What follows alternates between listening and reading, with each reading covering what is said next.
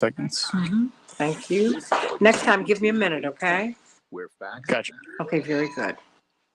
We can change the world, change the world, change the world. We can change the world, we can change the world, change the world. This is the Santita Jackson Show. War and hate to a place of love, it's not too late. Gotta save the children, we can't wait. Let's change the world. Hey, everybody. Welcome to the Santita Jackson Show. It's a joy to be with you today on Tuesday, March 8th, 2022. Coming to you from WCPT, the nation's largest progressive talk radio station. I'm Santita Jackson. It's a joy to be with you and my friends and family to the north and at AM 950 radio in Minneapolis, St. Paul, sending them so much love today and sending you love. Please, everybody, meet Dave and Samantha and my whole Morningstar family on the Santita Jackson Show YouTube channel. Everybody, please like and subscribe there. And also meet me on the Santita Jackson and Friends official Facebook page. Not Santita Jackson, but Santita Jackson and Friends. I see you, Andre. I see you. John Virgin, I see you. I see you. I see you. I see you, Linda. I see you. I see you. Sending you all much love. Everybody, like and share, please, right now. Joyce, everybody, like and share. Like and share. What will we be talking about today? War and peace. Is there a peaceful solution to all of this? John Nichols, of course, will be with us at 7:30, but he's in Iceland. And he's been looking at the anti-war, the peace movement in Europe. And it has been growing. It's been growing all around the world. You have thousands who have been detained in Russia, but all around the world, people are marching for peace. They're looking for a peaceful solution. In the meantime, we're going to tie that to a segment we're going to do with David Massiotra and attorney Mark Fancher about President Biden's war bounce.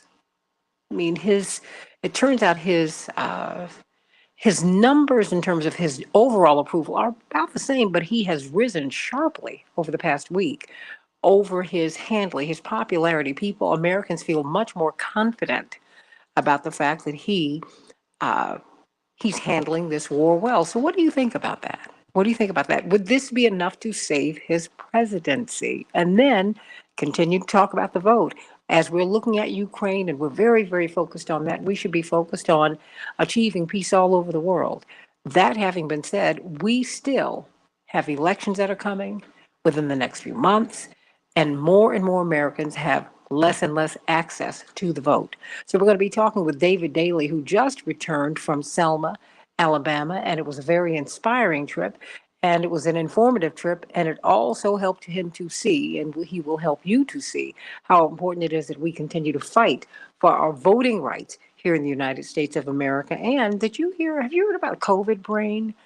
Yeah, there's a study that shows that COVID-19 infection is linked to brain shrinkage and cognitive decline. I got to ask doctors Shanina Knighton and Dr. Deborah Verholden about that, because what does that mean? What does that mean? You've been hearing that from a lot of people who have had COVID. They have said, I can't remember the way that I used to. There's just something that's going on. It doesn't quite feel right. So, we're going to ask them about that, but we want to talk about infection prevention and health inequality and health inequities. Yeah, it turns out there's a tie. A lot of our frontline workers are not given the training that they need. They're not given what they need so that they can have equity in the health care sphere. So let's get to it, everybody. Call me at 773-763-9278, 773-763-WCPT, and let's get to some of these headlines and then get to the good news with Pastor Marshall Hatch. Chicago will have a high today of 40 degrees. It will be mostly sunny. It's shaping up to be a beautiful day already. The skies are blue. And in Minneapolis, St. Paul, though, it will be partly cloudy, but still a beautiful day, 35 degrees. Above zero, it will be a high. Any time that we can get temperatures above zero in this part of the country, it's a great thing. The Timberwolves were triumphant over the Trailblazers last night. Quite frankly, they slayed last night, 124-81. But the 76ers were triumphant over the Bulls, 121-106. Better luck next time, Bulls. The Ducks will be playing Chicago in the NHL, and the Rangers will be playing the Wild in the NHL. A Russian airstrike last night hit an apartment building in the northeastern Ukrainian city of Sumy, killing at least 21 people, including 2 children. This town has been under sustained attacks in recent days, and now Ukraine and Russia have agreed on one evacuation route so Ukrainians can safely leave the region. But Ukrainians are rejecting these evacuation corridors. They're calling them completely immoral, as many of them lead directly to Russia, everybody. Urging calmness, China has offered to mediate the Russia-Ukraine talks. Told you while offering to mediate peace negotiations between Moscow and Kiev, China vowed Monday to provide swift humanitarian assistance to Ukraine and acknowledged that it maintains a positive relationship with Russia. China may be the world's best bet, according to some people, for brokering peace between Russia and the West. What do you think about that, everybody? Call me at 773-763-9278, 773 WCPT. The global COVID-19 death toll surpassed 6 million persons yesterday, according to Johns Hopkins University. The U.S. has reported more COVID-19 deaths than any other country, almost 1 million, about 960,000 total. How did that happen, everybody?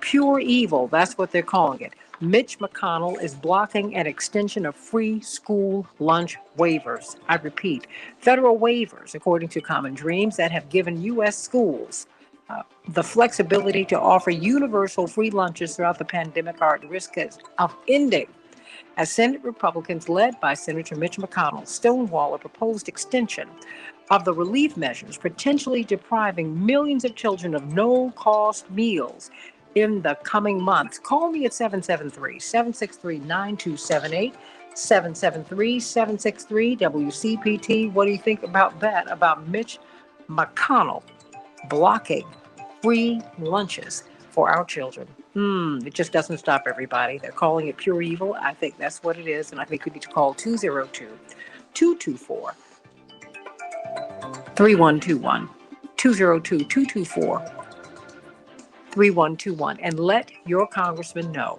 in both houses, in the House and the Senate, what you think about that. So call me, everybody. I want to hear what your thoughts are about war and peace. What do you make of Beijing offering to negotiate a peaceful settlement? They said we're offering humanitarian assistance to Ukraine, but at the same time, we are friends with Russia. Let's go to you. I'm so glad to hear your voice this morning. Pastor Marshall Hatch, Reverend Dr. Marshall Hatch, brilliant theologian, pastor, teacher, professor, and you're the pastor at the New Mount Pilgrim Missionary Baptist Church. It's really a cathedral. I would urge you to go over there and see it. It's absolutely beautiful. And he and the First Family do so much magnificent work, not just serving that community, but serving all of Chicago. Pastor Marshall Hatch, it's wonderful hearing your voice today. What is the good news? Good morning, Santita, and good morning to the radio audience. It is a blessing to be on the show today, and it's a blessing to be alive. Yes. The good news today is that New Testament text in Matthew 5 and verse 9, and the scripture says, "Blessed are the peacemakers, for they shall be called the children of God." Blessed are the peacemakers. And I thought about this when I thought about your show today, and of course the news of today, and this era of war and rumor of war. And I couldn't think of a better directive from the scripture that there is a blessing on peacemakers.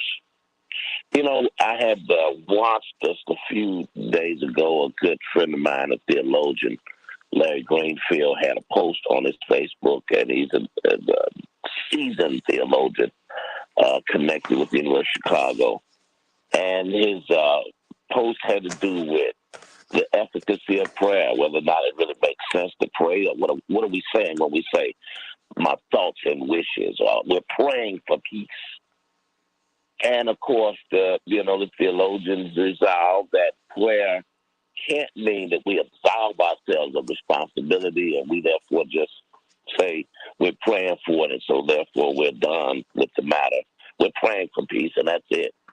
No, prayer can not mean absolution from responsibility, but it probably more accurately means alignment with God. That when we say we're praying, we're saying that we want to do God's will. We want to be God's active agent in the world. And so instead of just saying we pray for peace, the scripture says, blessed are the peacemakers. I have both the doctors up. In other words, in a fallen world, peace does not come naturally. It must be made. Somebody has to be about the active engagement of making peace in the world. And so there are kind of 3 points to that. One, blessed are the peacemakers. Jesus assesses that these will be blessed people. These will be people who literally will be well spoken of, that people who are actively aligned with the Spirit of God. They will be blessed, are the peacemakers. And then there is an assignment that peace has to be made. And that's why some of us, I mean, your dad is trained us well. When we work for justice, we work for peace, because there can really be no peace without justice. Mm-hmm. And whenever there's this imbalance, whenever some people are positioned to exploit other people, whenever we have these wide disparities between the rich and the poor, these wide power disparities between the powerful and the powerless, it by definition creates the kind of instability that allows for conflict and war and hatred. Blessed are the peacemakers. Somebody has to work for justice so that we can do the work for working for peace. And then he says they will be called God's children. There's an entitlement there. That those who are about the business of making peace, literally doing the work of justice so that peace can become a possibility, they are literally God's children with all the responsibilities and the privileges thereof. And so today, I want to challenge us. Let's not just have thoughts and wishes of peace, and we're praying for peace, but let's let that prayer align our work with the work of God in the world, and let's be peacemakers. Peace has to be made in the world, and that's by our fight for a more just society, that everybody's included. Everybody has a right to the tree of life. No one is more valuable than each other. Black lives matter, because when Black lives matter, all lives matter. When those who are on the margins are brought to the center of public policy, that's when the kingdom of God arrives. When the most vulnerable are made to be top priority in public policy, God's kingdom arrives. Blessed are the peacemakers, but they shall be called the children of God. Amen. Amen. Pastor Marshall Hatcher. We're going to continue to push for peace on this show and in this world. Faith without works is dead. It's not something you can just talk about, but you must work toward it. If you support troops, you want them to live, and you don't want them in harm's way. If you support this world, you don't want another bomb drop. You don't want another fire, another round of ammunition shot. So let's think about that, everybody. As you know, as we have this run toward war, and we're excited about it. But I told you, there has to be a lane for peace, because at the end of the day, you can't shoot your way out of a war. You must negotiate your way out of it. You must have a ceasefire. You must declare peace. Declare peace. What a word that was today. Whew, what a word. How can we get to your church, and are you worshiping in person in about 30 seconds?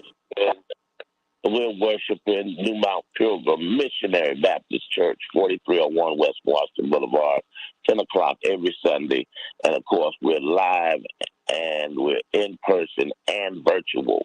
And you can get us New Mount Pilgrim Chicago on Facebook and other platforms. You'll be able to hear this and more profundities if you go on Facebook and if you go to the church itself. I urge you to go to the church itself. It is a sight to behold. Sending you much love and give my love to my own First Lady. Love her so much. Much love. Thank you, Santita. All the best. God bless you Peace. and thank you. We just love Pastor Marshall Hatch, and we love these ladies. Dr. Deborah Furholden, Associate Dean of Public Health at Michigan State University. And of course, we've got this infection preventionist. Never heard of it before, but it is a discipline that but we don't have enough of them in this world. Of course, she's a research scholar at Case Western Reserve University and a registered nurse. You know what, Dr. Furholden, I came across something that uh, a lot of people are talking about. In about a minute, they're just saying something that we've been talking about for some time. They're looking at brain shrinkage, they're saying, and cognitive decline after people have had COVID-19. Wow. I mean, that's just it's something that they call what? COVID fog, COVID brain, all of that. Oh, this is awful news. But what's your quick comment on that? These issues around the sequelae from COVID are real. Now, it's called I had COVID sequelae. now twice. Explain that. Well, that's just the sort of everything that comes afterwards, the sequence of events following something. So, yes, and it looks a little bit different for different people, and so you just don't know if you're going to be one of those people that will develop some of these symptoms. I know I had brain fog after I had COVID. And it was like I would be talking, and I would want to say a word, and I just couldn't get that word to come out of my mouth. I would forget things. I didn't feel like I was as sharp, and that lasted for me for several weeks after I recovered. I had that experience, and I thought, I hope this is short-lived. I have a very good friend who's a journalist, and she's still dealing with those symptoms several months after she's had COVID. So these things, I just remind people, the receptors that COVID, the virus, binds to in your body are everywhere. They are everywhere. And anywhere you have those ACE2 receptors, you could be impacted, and you just don't know if you'll be one of those people who will get the long-term symptoms. So I maintain prevention remains our best strategy. Well, you know what? This is where Dr. Shanina comes in. Came across a podcast, which was interesting. And so I listened to it, Stories of Care. And they were making the link between, well, you would love this, Dr. Deborah Furholden, inequity and infection prevention. That's right. They were talking about the frontline workers and the challenges that they have and how resolving their challenges can help to stop spread of infection because they're not as cared for as they need to be. Um, what do you think about that? I mean, just even learning, they said, cleaning up hallways and properly sanitizing intensive care units and the hallways and all of these places. And it just keeps on building from there. It turns out as they were examining this particular issue, they were shocked that physicians said that there is a tie between um, equity and infection prevention. Dr. Dr. Knighton, what do you think of that? It's not surprising. I was going to say, I think that there's other factors that we really don't think about. Meaning, it's one thing to have supplies. It's another thing to give people, let's say, education around doing things. But a lot of this stuff is very sequential. And that is honestly why, let's say, infection preventionists do exist. So, for example, with environmental cleaning, if you don't have enough staff to clean, if they're not trained on what needs to be cleaned, the frequency, if they're not trained on how long, let's say, a chemical should be in contact with the surface, if they're not aware that certain chemicals that are hospital grade actually have carcinogens or chemicals in them that are cancer related, that increase the risk of cancer. There's so many things that I absolutely know, and we don't have to go inside of a hospital wall to be able to see it. Think about our grocery stores and how they're only giving, workers one pair of gloves, but requiring them in some places to wear gloves, not realizing that gloves are actually increasing the risk of these workers being at illness, right? and not even thinking about hand hygiene in between, and an employer saying, well, this is all that you get, right?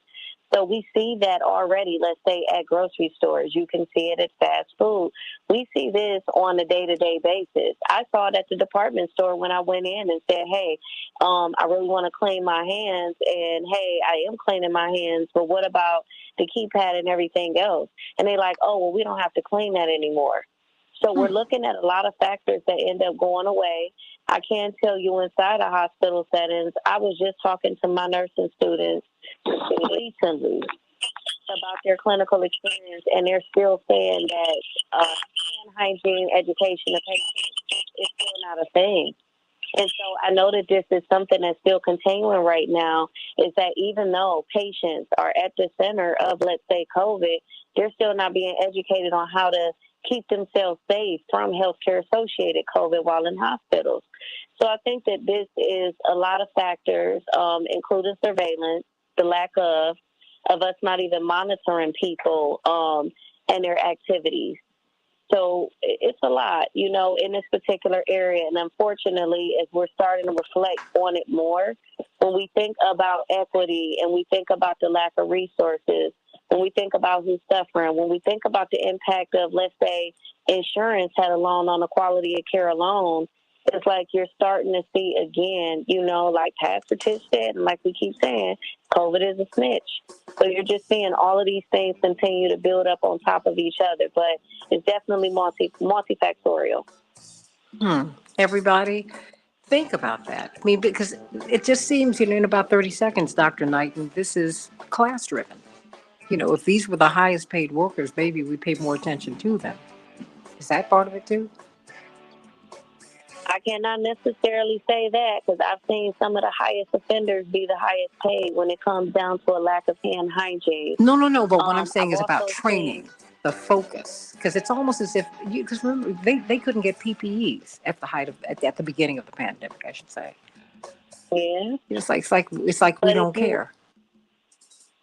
Yeah, but I was going to say, too, I think the other piece of it is, Santita, is those that have to use it every day on a regular basis versus those that are expected to now incorporate how to use it on a daily basis with every single care decision that's made. And honestly, what that plastic can transmit if they're not taking it on and off and trying to do it very quickly in between patients. So I think it's a lot more that goes into it. Yeah. Dr. Deborah Furholden, I have about 30 seconds before we go to break. Is there anything that we can do to move the needle on policy so that this becomes more important, because we're quickly out of the pandemic as endemic. No one's talking about washing hands anymore and being careful. Well, I always tell people like this.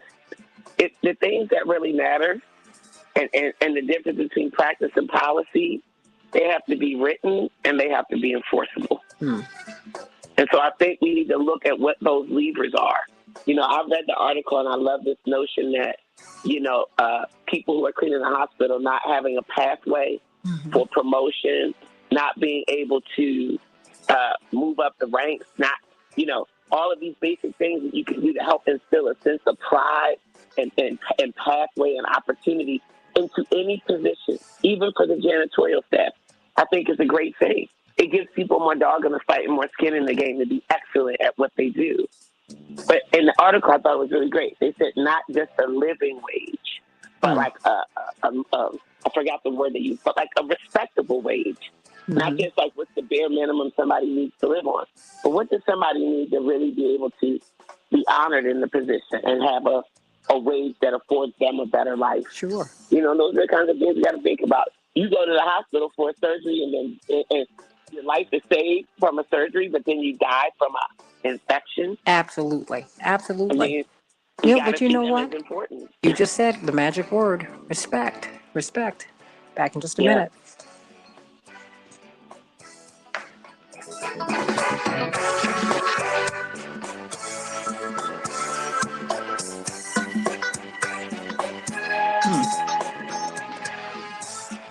And you see, Mitch McConnell is blocking the extension of free school lunch waivers. Dr. Verholden and Dr. Knight. I mean, this is just criminal. Gas and stomach pain for years. I was bloated all the time with daily diarrhea. Criminal. At first, I thought it was. You say what the kids just what they should just starve what? I mean, is that not a health issue? Eating?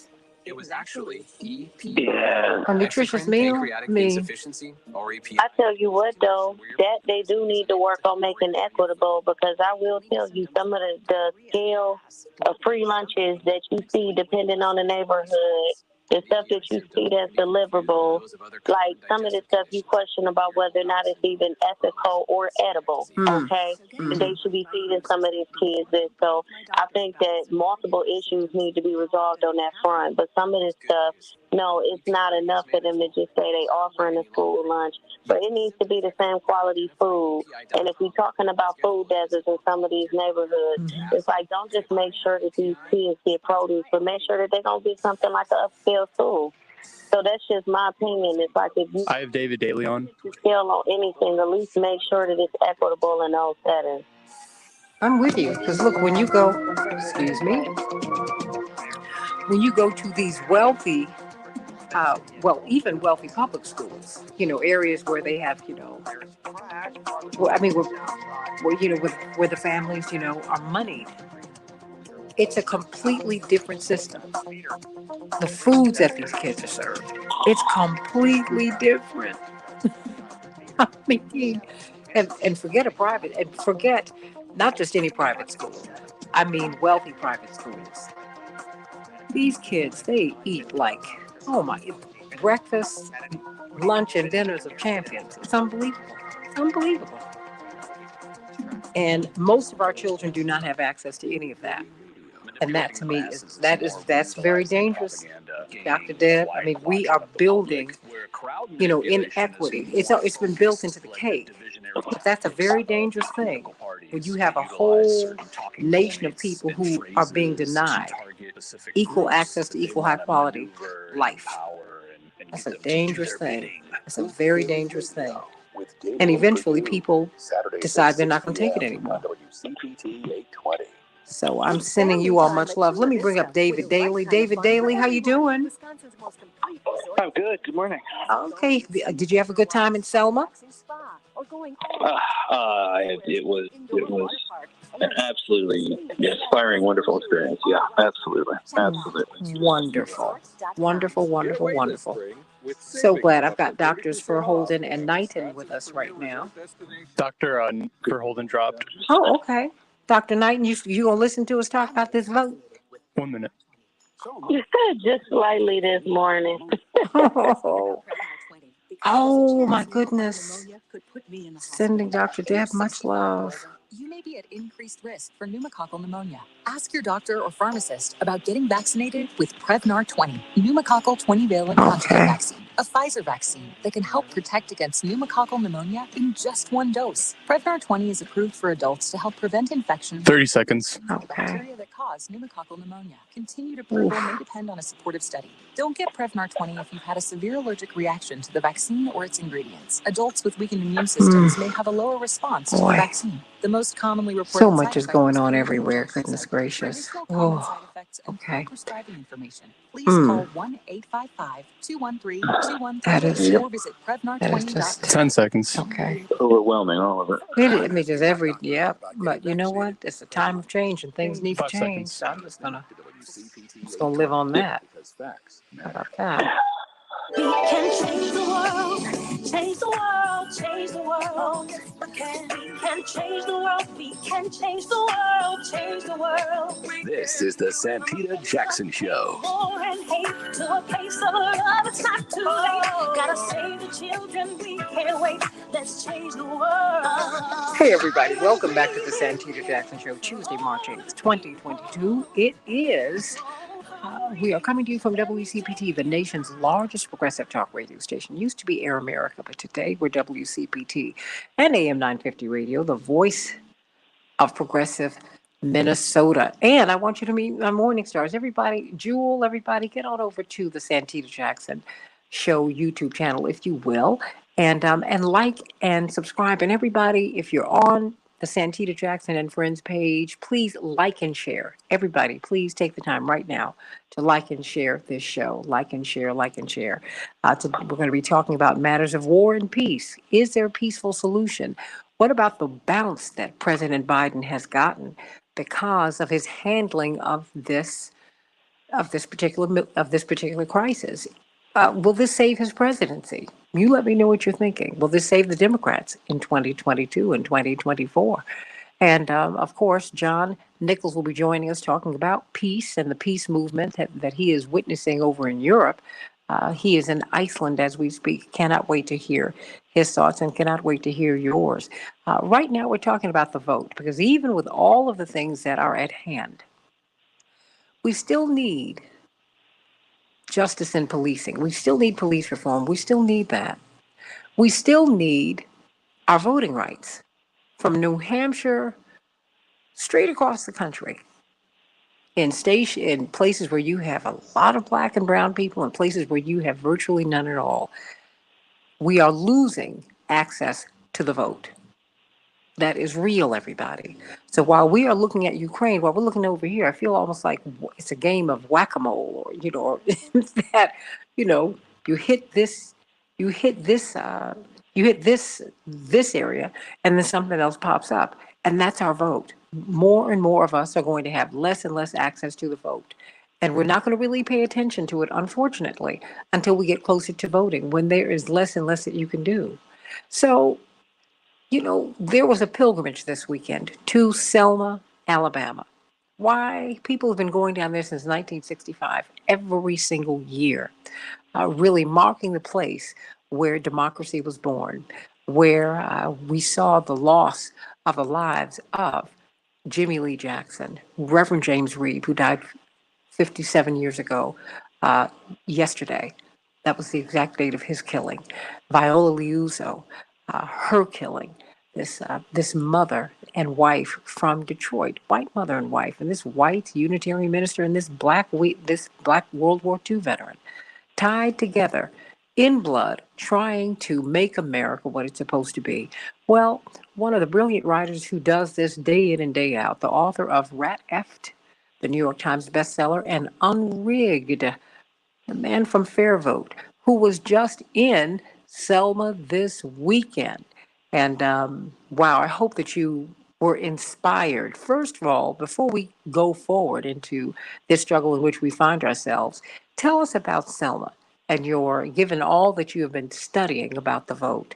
And you constantly say, David, that our democracy is very new. It really began in 1965.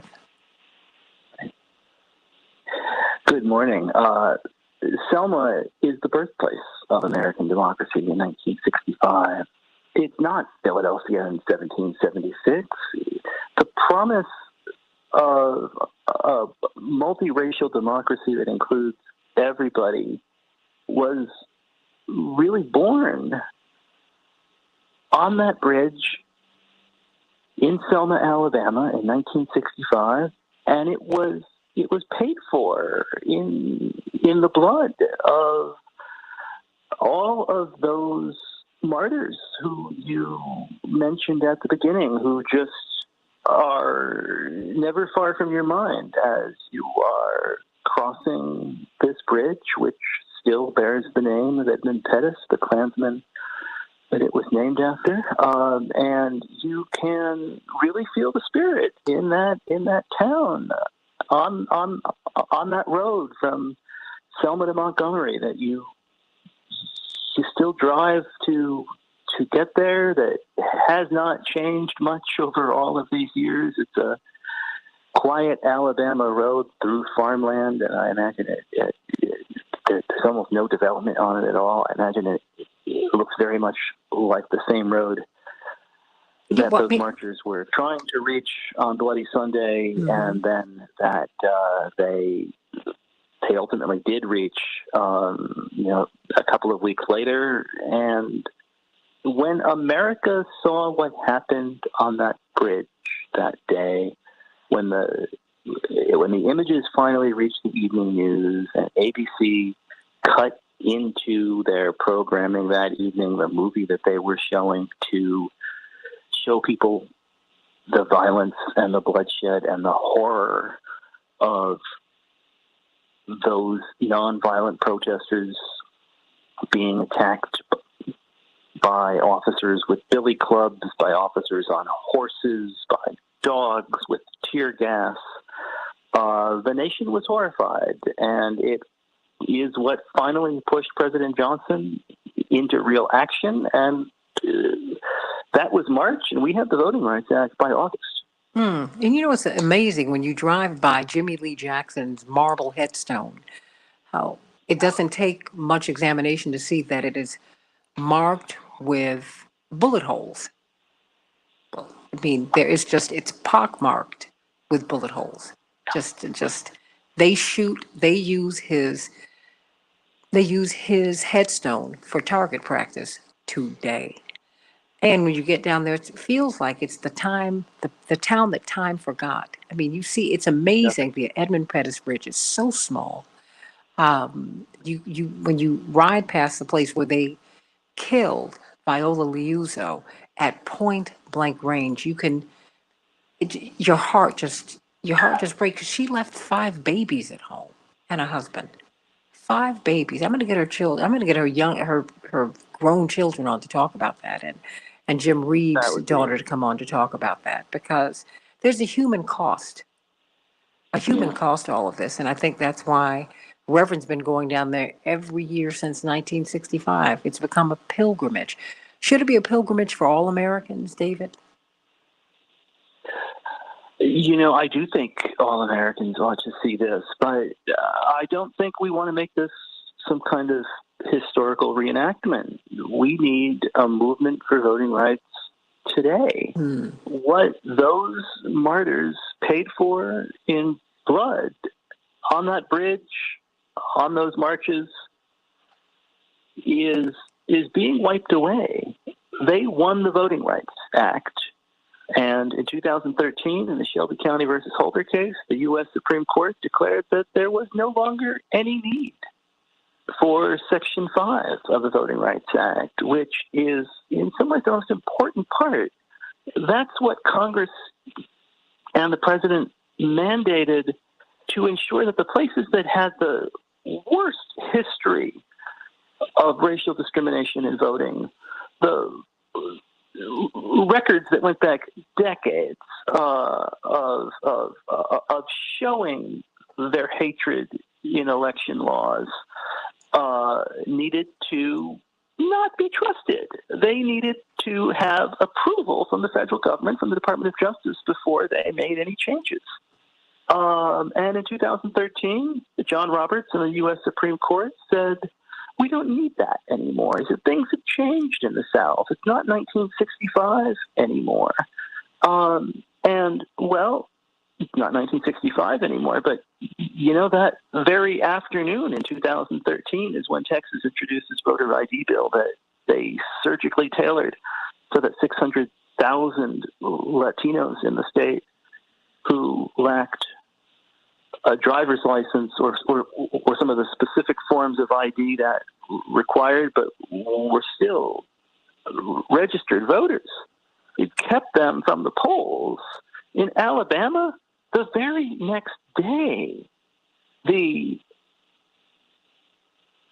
a voter ID bill was enacted that not only required driver's licenses and specific forms of ID to vote, but you know what they did as soon as they passed that bill? They closed all of the Department of Motor Vehicles across the Black Belt of Alabama, or kept them open for maybe 1 hour a month. This is in 2013. This is not in 1965 or 1945.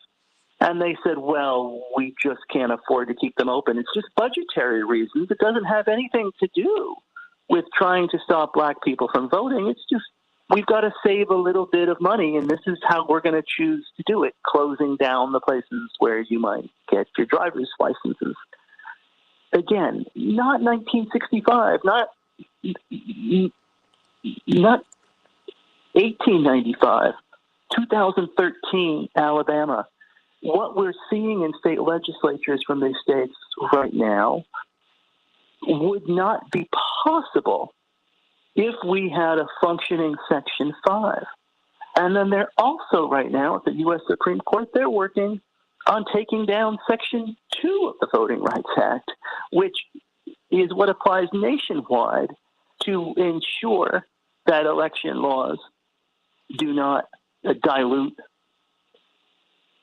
the vote of communities of color or discriminate in any way. And there has been a narrowing and a winnowing away of that. And in the next term, it could disappear altogether. And so the redistricting maps that are being passed right now in places like Arizona and Georgia and Alabama, they would have had to have gone through this process.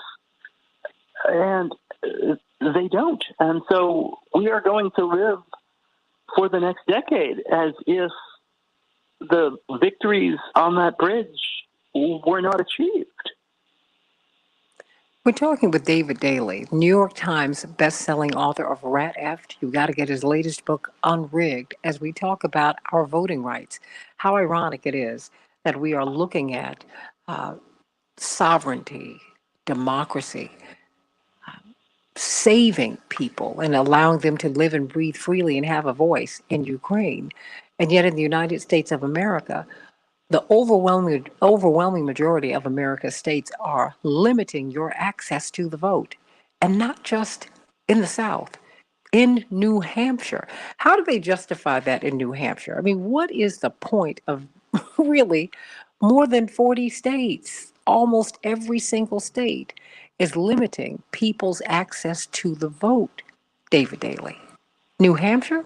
Well, they do it in New Hampshire because New Hampshire is a very close race at a state at the gubernatorial level, a very close state at the U.S. Senate level. In 2016, the U.S. Senate race there was decided by less than 500 votes. So whenever, the U.S. Senate right now is tied 50-50.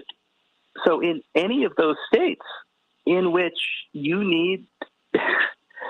in which balance of power hangs in control, Republicans in those states are working very hard to try to choose the electorate and to put barriers in front of people. And in New Hampshire, what they try to do is keep young people largely from the polls. And so their laws effectively tie voting not only to your driver's license, but to your car registration.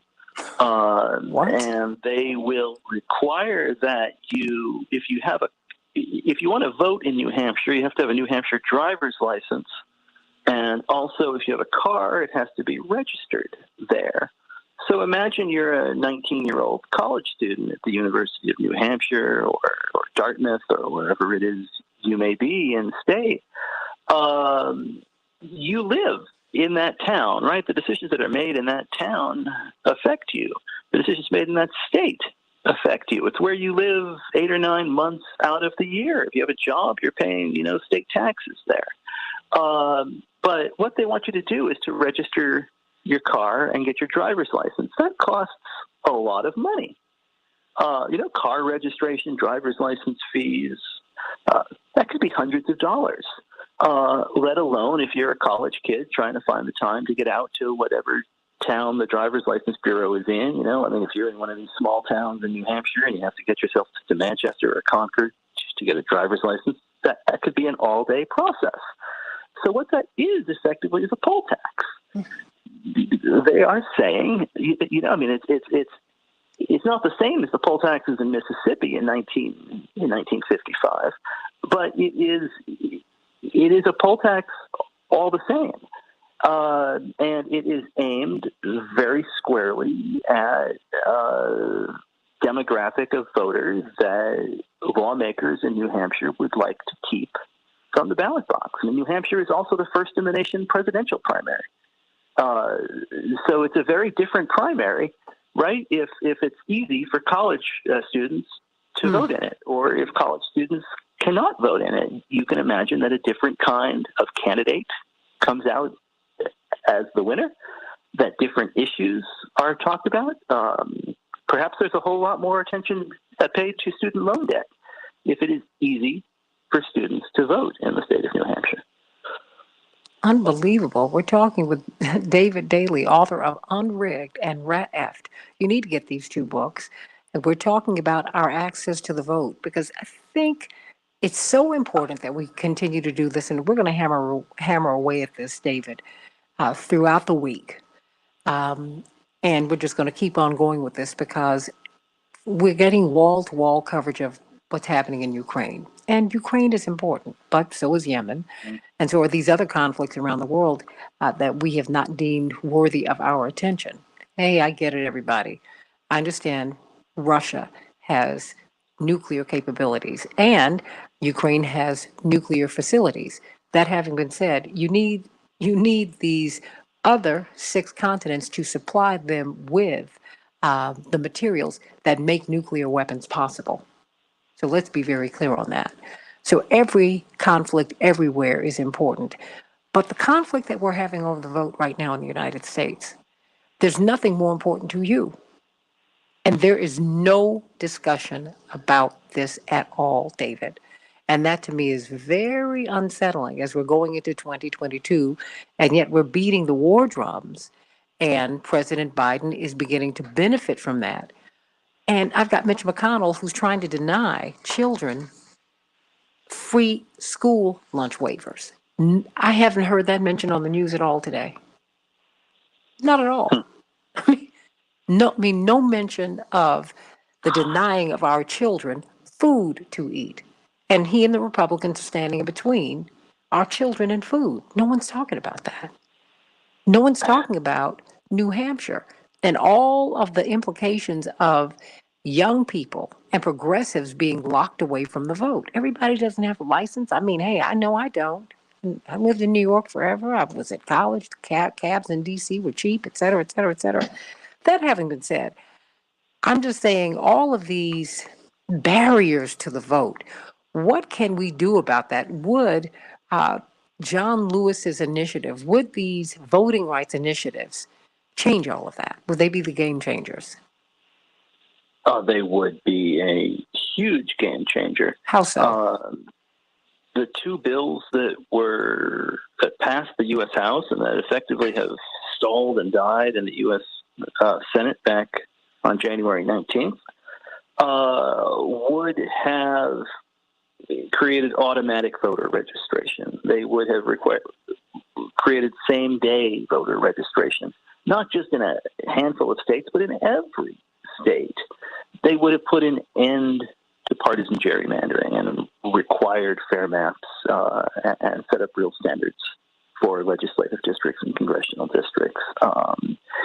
The John Lewis bill would have restored and expanded the Voting Rights Act that has been whittled away by the courts. When the court made that brutal decision in 2013 in Shelby County, it said if Congress wants to fix the legislation from 1965 that the Supreme Court decided was outdated in 2013, it invited them to go ahead and do so. It is now 2022, and Congress has not done so. So we need to get those bills jump-started. We need to get those bills moving.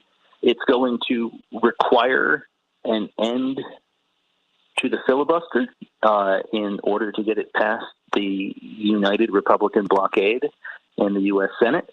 There are, of course, the two Democratic senators who have refused to change the voting rights, to change the filibuster rule and create a carve-out for democracy and voting issues.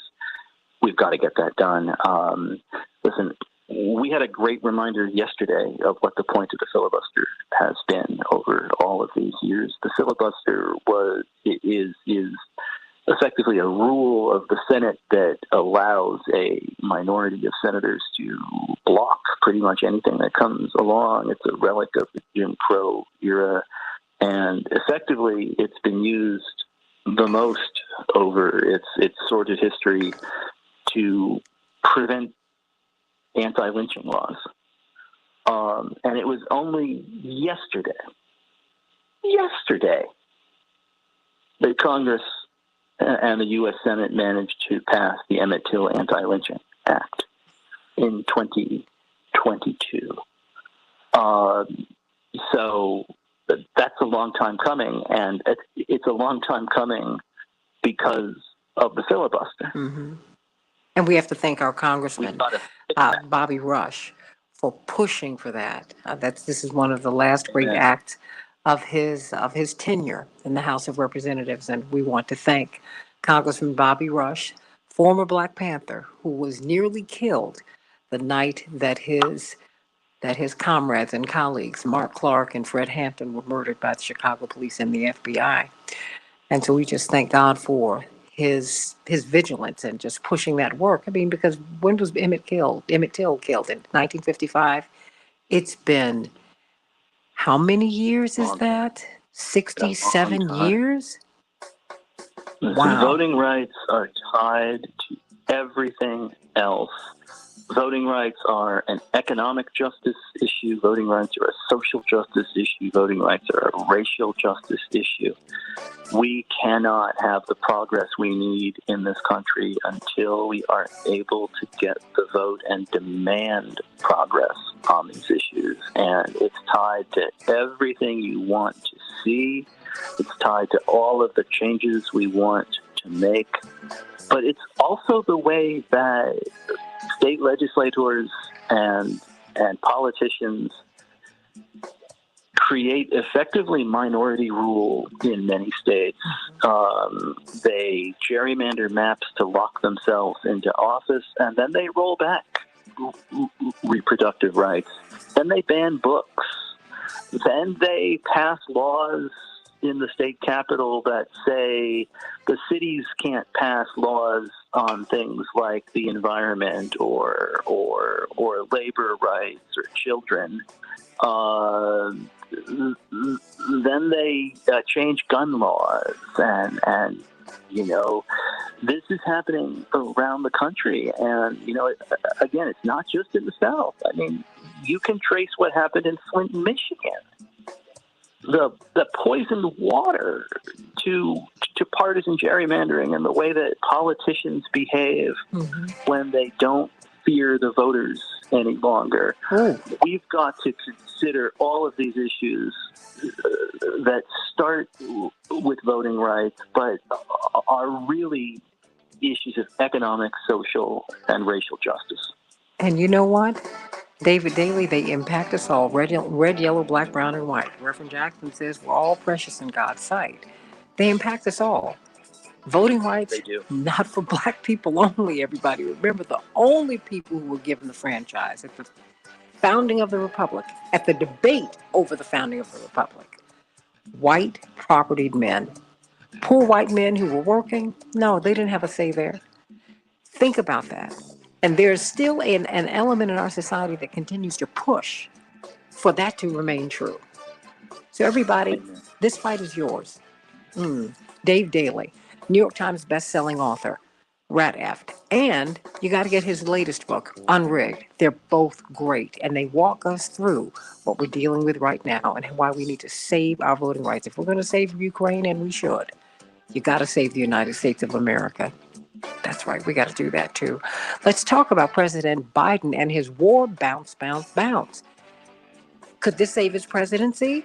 And what is John Nichols seeing in Iceland? That's where he's going to be talking to us from today as he tells us about these peace movements that are breaking out all over Europe. Back with more of the Santita Jackson Show in just a few minutes.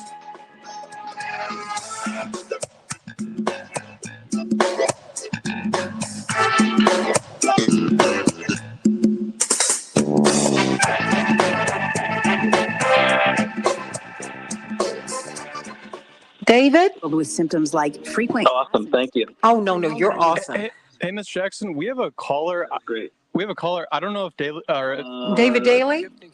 Stomach. Yes. Can you take this? Is this a caller for David? Yeah, so his name's Jose. He's calling from Rivers. He's calling from Riverside, and he's is basically just saying how he disagrees that Congress is overruling the Constitution. Well, no, bring him on very quickly because Okay, of course we have to move on to the next topic. David, we have someone who I think disagrees with your arguments, but let's bring Jose up. All right, Jose's up. Jose? I've got to get the boy to school. I've got to get the boy to school. Okay. No, give Wyatt my love. Jose, I wish you could speak. Thank you, sweetie. I wish you could speak with David. He's got to get his son out to school. I always catch people like in the middle of their family time. But I certainly want you to be heard to my Facebook audience. How are you, Jose? Yes. Sponsored by Ab. Jose? Each breath, allergens. Yes, please speak. Trapped in your nose. Now there's a simple and Yes. effective way to Can you hear me? Yes, I can. I'm sorry you're not going to be able to speak with Mr. Daly, but he's got to get his son off to school. I always catch my guests, because the show's so early. I'm catching them while they're in the midst of their family time. But I wanted you to be heard to the Facebook audience, okay? Yes. Heard by the Facebook audience. Okay. So I hear this. This is a perfect subject. I always wanted to know. I have a question. Tom Harmon talked about this too. The young robbers took away the right to vote, but I thought the Constitution was the supreme law of the land, and 4 amendments, 4, not 1, 4 said very clear the right of the citizens of the United States to vote shall not be denied or abridged. Abridged covers anything that they can do that affects the people to vote. How young rovers or the Supreme Court can overrule the Constitution, and they got to, how nobody challenged them? How I don't understand this. You know what? Because you got to go back to Scalia in 2000 when you had the Bush v. Gore decision, when they were able to stop the vote and install George W. Bush into the presidency. Actually, Antonin Scalia had an absolute point.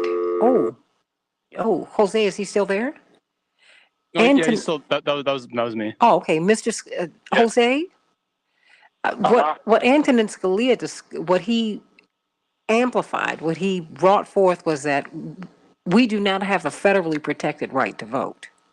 So all kinds of things can happen.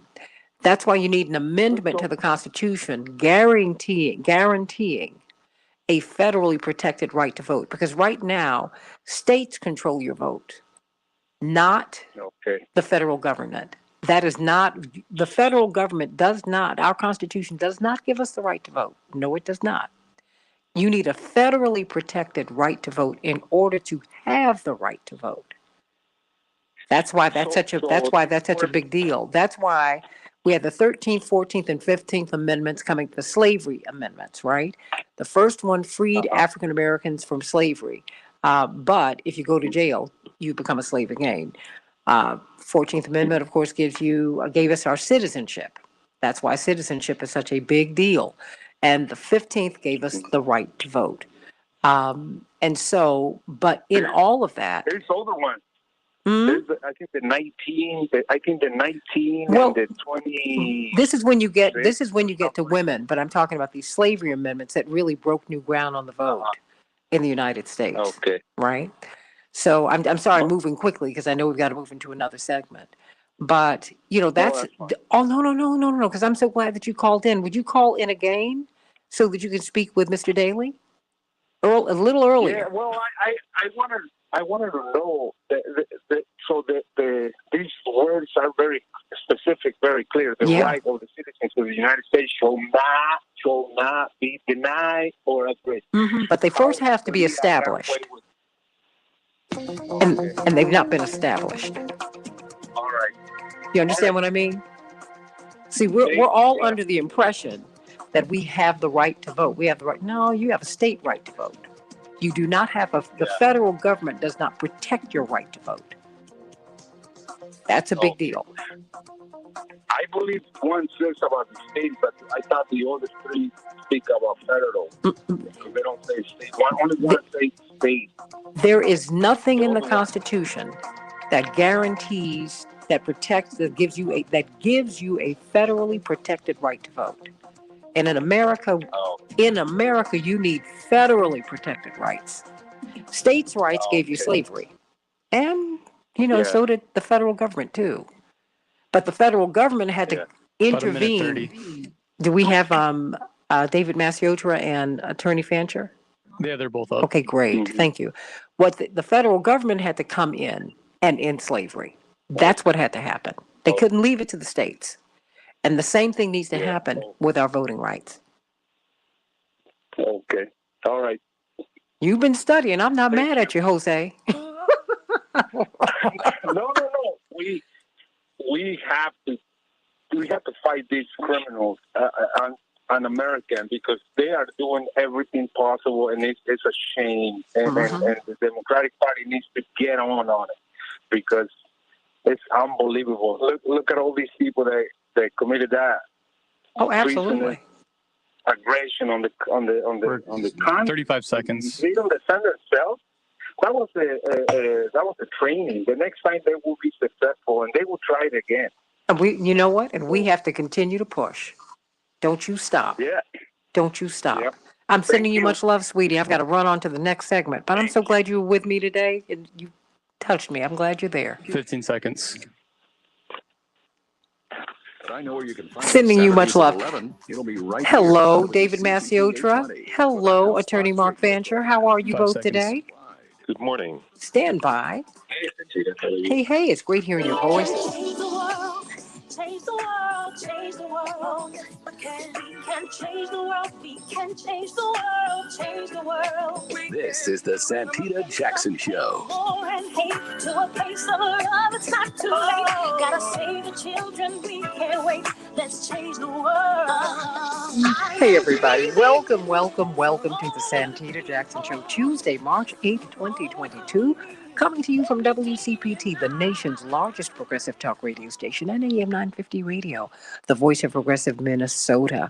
I want you to meet me and my morning stars over on the Santita Jackson Show YouTube channel. The Santita Jackson Show YouTube channel. Go on, Stanley Davis. Lead everybody over there. Joyce and Stanley and Jarvis and Barbara and Robert.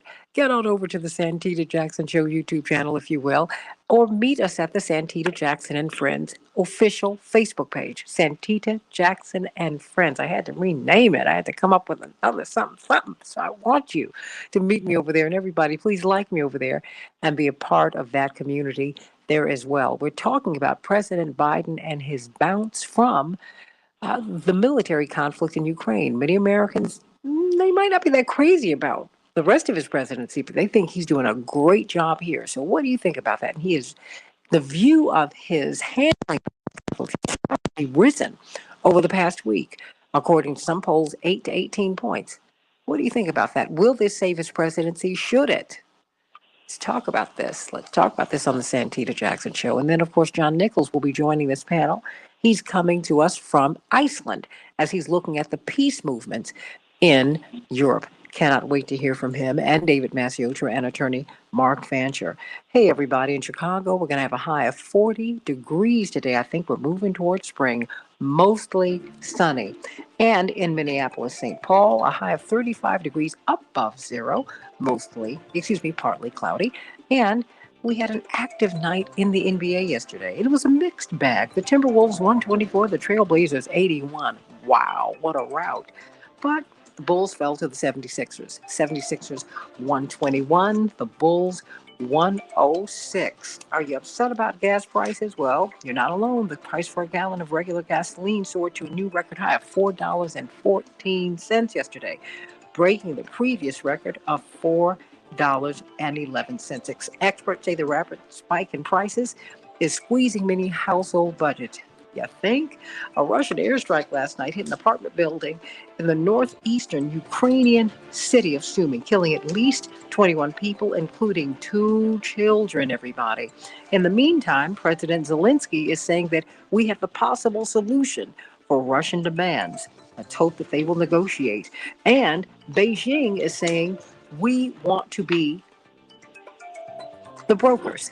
We want to broker the peace. They're urging calmness, if you will, and China has offered to mediate the Russian-Ukraine talks. What do you think, everybody? According to Foreign Minister Wang Yi, He said China is willing to continue to play a constructive role in pushing for peace and promoting talks and is willing to work with the international community to carry out necessary mediation when needed. Indeed, they acknowledged their friendship, their positive relationship with Russia. In the meantime, they have also been offering humanitarian assistance to Ukraine. Mitch McConnell is at it again, blocking extension of free school lunch waivers to our children. Now, mind you, nearly half of Kentucky's children, his home state, live in households below, guess what, everybody? 200% of the federal poverty line. What do you think about that, everybody? Vote for Charles Booker. That would be your solution, everybody. He is running once again, once again. Let's talk about owning your own home, everybody. If you're purchasing a home, if you're refinancing your existing home, if you're securing a VA loan, if you have poor credit, if you have no credit, if you have credit card bills up to the gills, I want you to call Team Hochberg. Team Hochberg. Call them first for a free consultation. Tell them what your situation is, and then let them work with you to work through your credit card debt, to work through whatever financial problems you have so that you can hold on to your home or so that you can maybe buy a home. What about these 2 flats and 3 flats and 4 flats in our neighborhoods? You might not think that you have what it takes to buy a home. If you work with Team Hochberg, you might be surprised. Manny, who's 40 years of age, project manager, he had a nice income of $70,000 a year, but guess what? That's barely keeping your head above water in today's America. He had to get pre-qualified to purchase a home, but guess what? He carried $20,000 of debt on his credit cards, which can happen to any and everybody. Some of us are even buying our groceries on credit cards. And so he didn't have a down payment. So he called Team Hochberg for a free consultation. And guess what? He was able to work with Jose Rodriguez, who's part of that team. They created a plan to pay off his debt. He saved for a down payment, and he is now able to purchase a home, everybody. Paid off his debt, saved for a down payment, and successfully purchased a home. Let Team Hochberg work with you and these credit card companies and these companies that are holding your debt.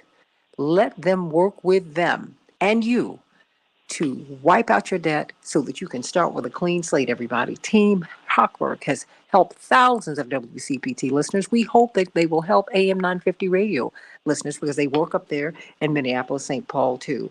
So let him create a new plan for you to purchase your new home. Call him at 855-56-DAVID, 855-56-DAVID, or visit 56david.com, 56david.com. Call him, and the team. Guess what? I think they can help you.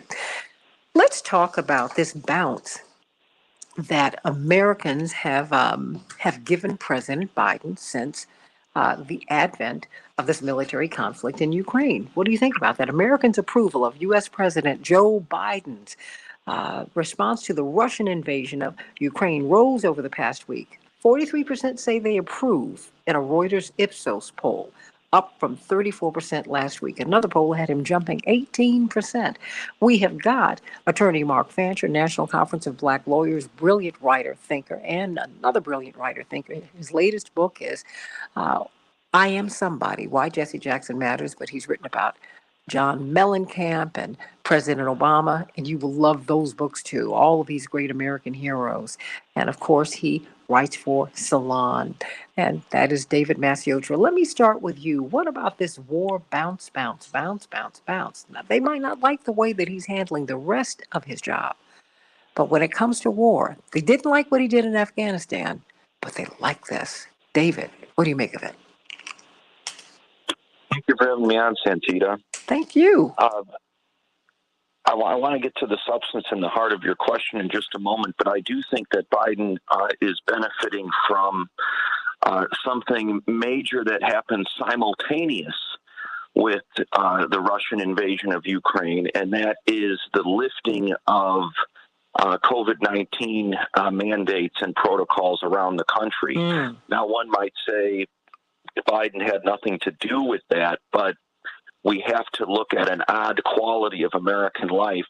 Only 50% of Americans, according to the Annenberg School of Public Policy at Penn State University, can correctly name all three branches of government. only around 35% can identify their congressperson, and under half can even identify the governor in their state. And these studies replicate time and time again. The civic ignorance of the general public is astounding. So many Americans have a tendency to credit anything that they find favorable to the president, and then also blame the president for anything they find disfavorable. And many pollsters and prognosticators were discussing how COVID fatigue and mask fatigue and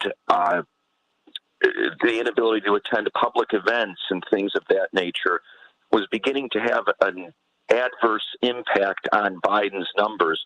Well, all of that is listed now pretty much everywhere across the country.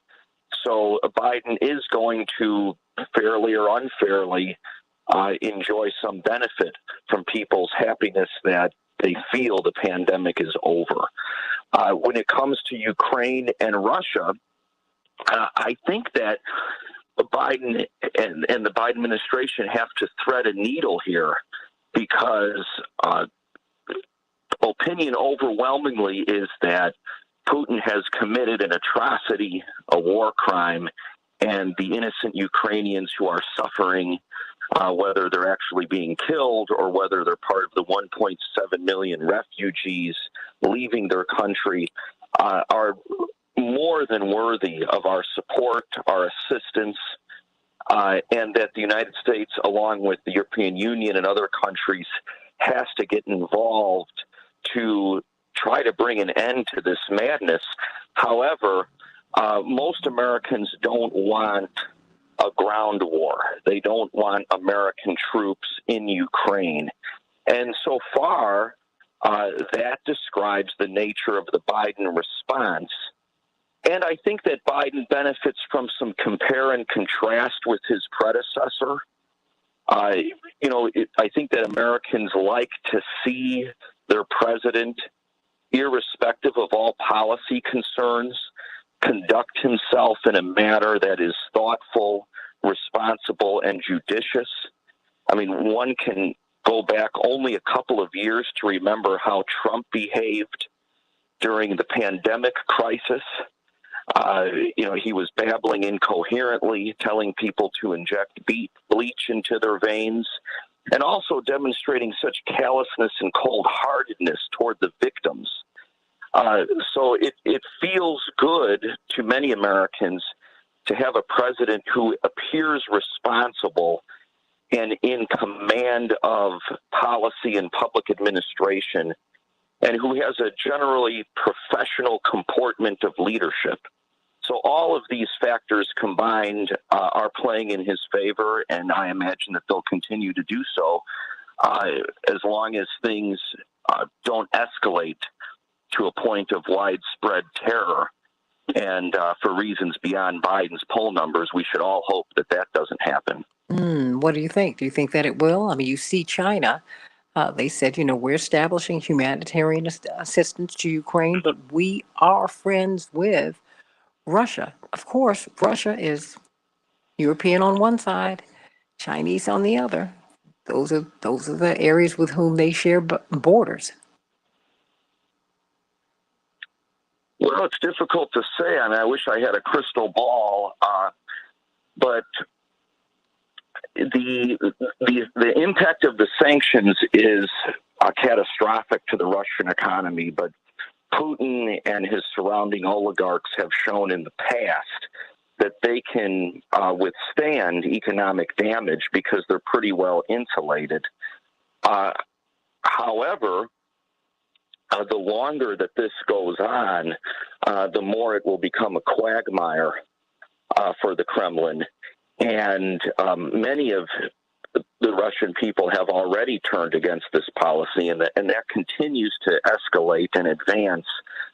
Putin will either have to look for some exit from the situation that allows him to feel that he's maintained the appearance of power, or he'll have to resort to rash measures. And it's the latter that should worry us all.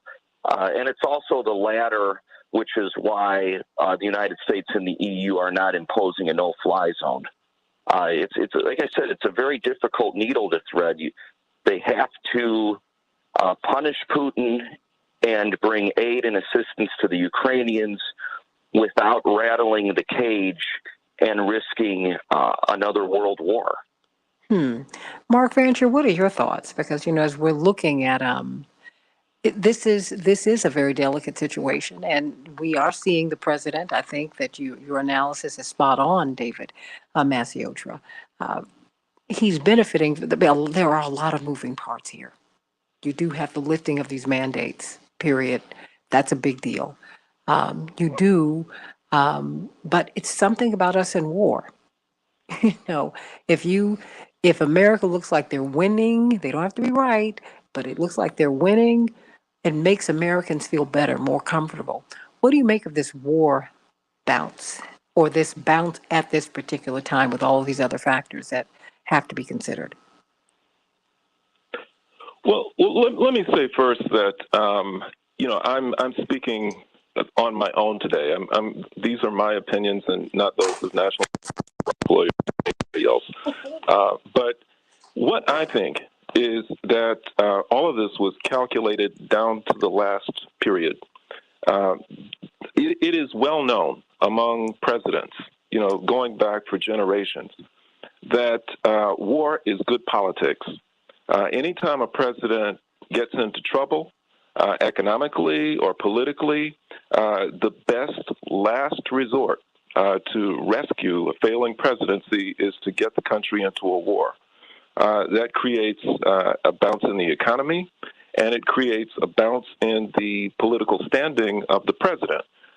Because just culturally and historically, people in the U.S. rally around a president when he's in trouble. And that's what's happening now, certainly, that they feel that this is a crisis that impacts the U.S. Indirectly, if not directly, and that the president deserves some type of support right now. But, I really believe that people should recognize what's actually going on, and they should be very disturbed by what's going on. Because, as I said, I believe this is very Machiavellian. We've seen the evidence of what has been building over the course of some years, and ultimately, the U.S. has strategically positioned itself and the rest of the world for this conflict for a very specific purpose. The U.S. has recognized for quite some time that its objective, its best objective, is to essentially conquer Russia, one way or the other. And the strategy initially, back in 2014, was to overthrow the democratically elected government in Ukraine. The Obama administration pumped billions of dollars into that country to overthrow Viktor Yanukovych in 2014. And in response to that, the new regime that came in, began to reach out and to, fight and try and suppress the resistance to that. And it led to a conflict as far back as 2015 between Russia and Ukraine because of Russia's fears that Ukraine was trying to encroach and trying to get close to the border on behalf of NATO. And they worked out an agreement, the Minsk Accords, in 2015, which was a prescription for peace. And it was endorsed by France, Germany, Russia, Ukraine, the United Nations Security Council, including the United States, endorsed it. It was a pathway to peace. But nevertheless, it was ignored by the Ukrainian government. And they continued to reach out and attack regions, specifically the Donbass region, which as part of this agreement was supposed to be self-determining and autonomous because it was not on board with the new regime and it had some affinity for Russia. So we've seen this continuing, tension that's existed, and so it becomes, it's suspicious that the U.S. would continue to bait Putin in many different ways, that Putin would respond in the way that he did, and that it seems very clear that the ultimate objective was for the U.S. and NATO to find its way to the very border of Russia, so that at some point, in one way or the other, it could go in and take over the Russian government, could take control of the country. So we see the end result of this, not making any excuses for what Putin has done.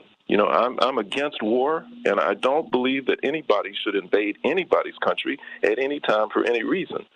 But if you put yourself in the frame of mind of a Putin who analyzes and looks at the world from the perspective that I'm outlining, if he perceives that what's about to happen is that the U.S. and NATO are setting themselves up for an invasion of his country, if he makes the calculation and says, look, there is going to be a war, either it's going to be fought on Russian soil or it's going to be fought on Ukrainian soil. And as the president of Russia, I want to spare my country from this conflict. I'm going to take the conflict to them, and I'm going to go ahead and invade Ukraine. All right. Meanwhile, the United States stands on the sideline, not having to make the sacrifices of its own soldiers, not having to worry about its own territory, having to deal with the ravages of war, but understanding that in this, there is nothing but benefit to the United States. NATO, one way or the other, is going to prevail and is going to get control of the Ukrainian region and be positioned to go in and do what they want in Russia.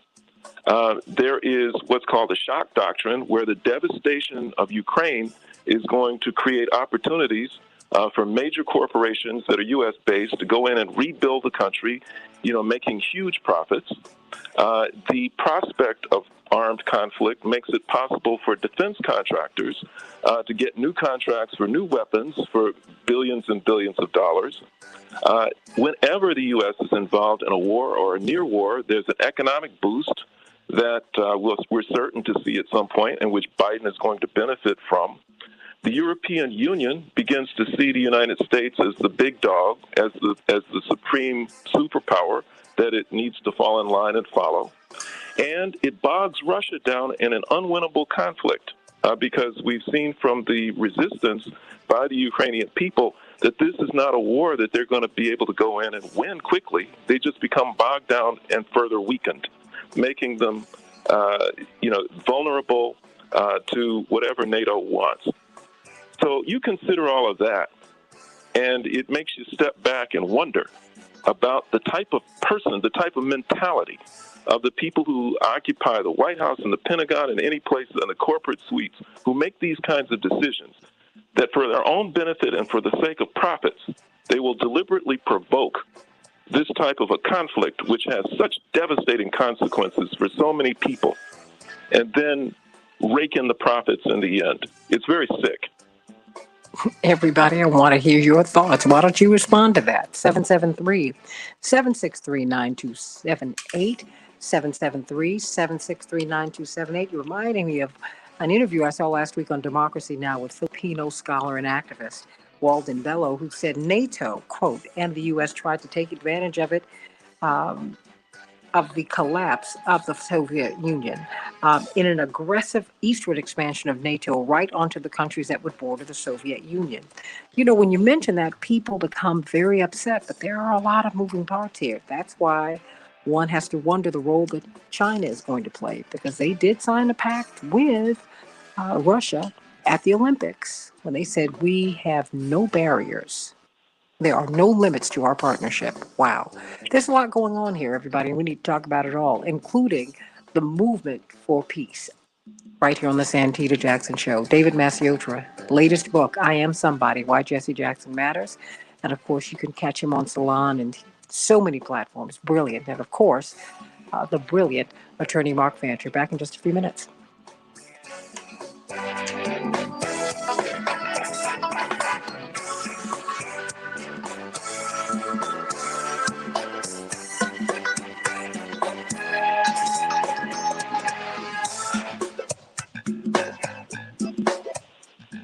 Well, kind sirs, we are still on Facebook Live, but both of you gave us a whole lot to think about. So Where facts Hey, matter. Miss Jackson, did Yes. you want to take one of the callers, like Noel? Because I don't think his. Let me. Yes. I'm sorry. Yes. Yes. How is Reverend doing in Selma? Oh, he's doing well. Please, he is being treated as a pastor. So that means he gets everything he wants to eat. Our hiring platform instantly connects you with qualified resumes on Indeed. Everything he wants to do. He's having a good time. He's having a good time. Plus, he's getting a chance to see a lot of people in that part of the country who he might not see. Who might see them once or twice a year, and I think that's really, it's been buoying for him, and I'm glad about that. Call him today. Oh, I will. Call him. I don't know. Yeah, I'll give him a call. I was hoping to get a chance to see him before he left, but our schedules just didn't match. Oh yeah. Well, I mean, I hadn't. The fact that he's down there for the week, I think that's a good thing. Because a lot of and I've been enjoying looking at the pictures and some of the video clips. Yeah. Absolutely. So he's enjoying it. Because look, he doesn't like to let the grass grow under his feet now. No, certainly not. Mark, my father, cannot stand being still. It drives him crazy. Oh, that's been obvious. Watching him from a distance for years. Oh yeah. And now the body is not as willing, but his mind keeps on going. He just wants to go and go and go. It's like, Dad, I hope you're doing your therapy down there. So, we will see, because that's the only thing with Parkinson's and with such an aggressive form that he has. You have to do therapy every day. Senator Tina Smith And not a single Republican showed up to vote on Fed nominees. When he's away for a week, I just go, Dad, okay. Ooh, D-Ray, how you doing? I see it. Let me see. Did you go to Santita, Jackson and Friends, D-Ray? Let me know. Anti-Americanism yesterday. Yes. Philip, that's right. But see, my father loves the fact that they make his food just the way he wants it. And keep it coming. Plus, you just have a lot of wonderful people down there. Plus, I'm sorry. We have a minute 30. Oh, okay. Thank you, sweetie. And plus, he's a Southerner by birth. So I kept thinking it was stomach issues. Yeah, we were going to organize a conference down there some years ago, and so we were making plans for breakfast, and so we talked about continental breakfast. Continental breakfast. The local brother in Selma said, "No, we don't do that." Continental breakfast. What's wrong with you? We don't do that down here. That's blasphemous. What's wrong with you? No. You not only have gravy. My grandma Tibby, my great grandmother, and I never understood it. She had these buttery, creamy, milky grits. I mean, and now I miss them so. And guess what else? David and Mark. Then she would have the bacon grease in a dish along with gravy in a dish. And they would use the bacon grease as gravy. I was nervous to talk to 30 seconds. Hallelujah. For biscuits or No, for whatever you wanted it for, but really for your grits. Whatever you want. Right.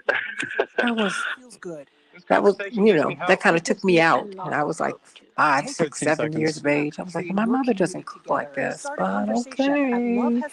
But I'm like, grease in your grits? Of course, I didn't say that out loud.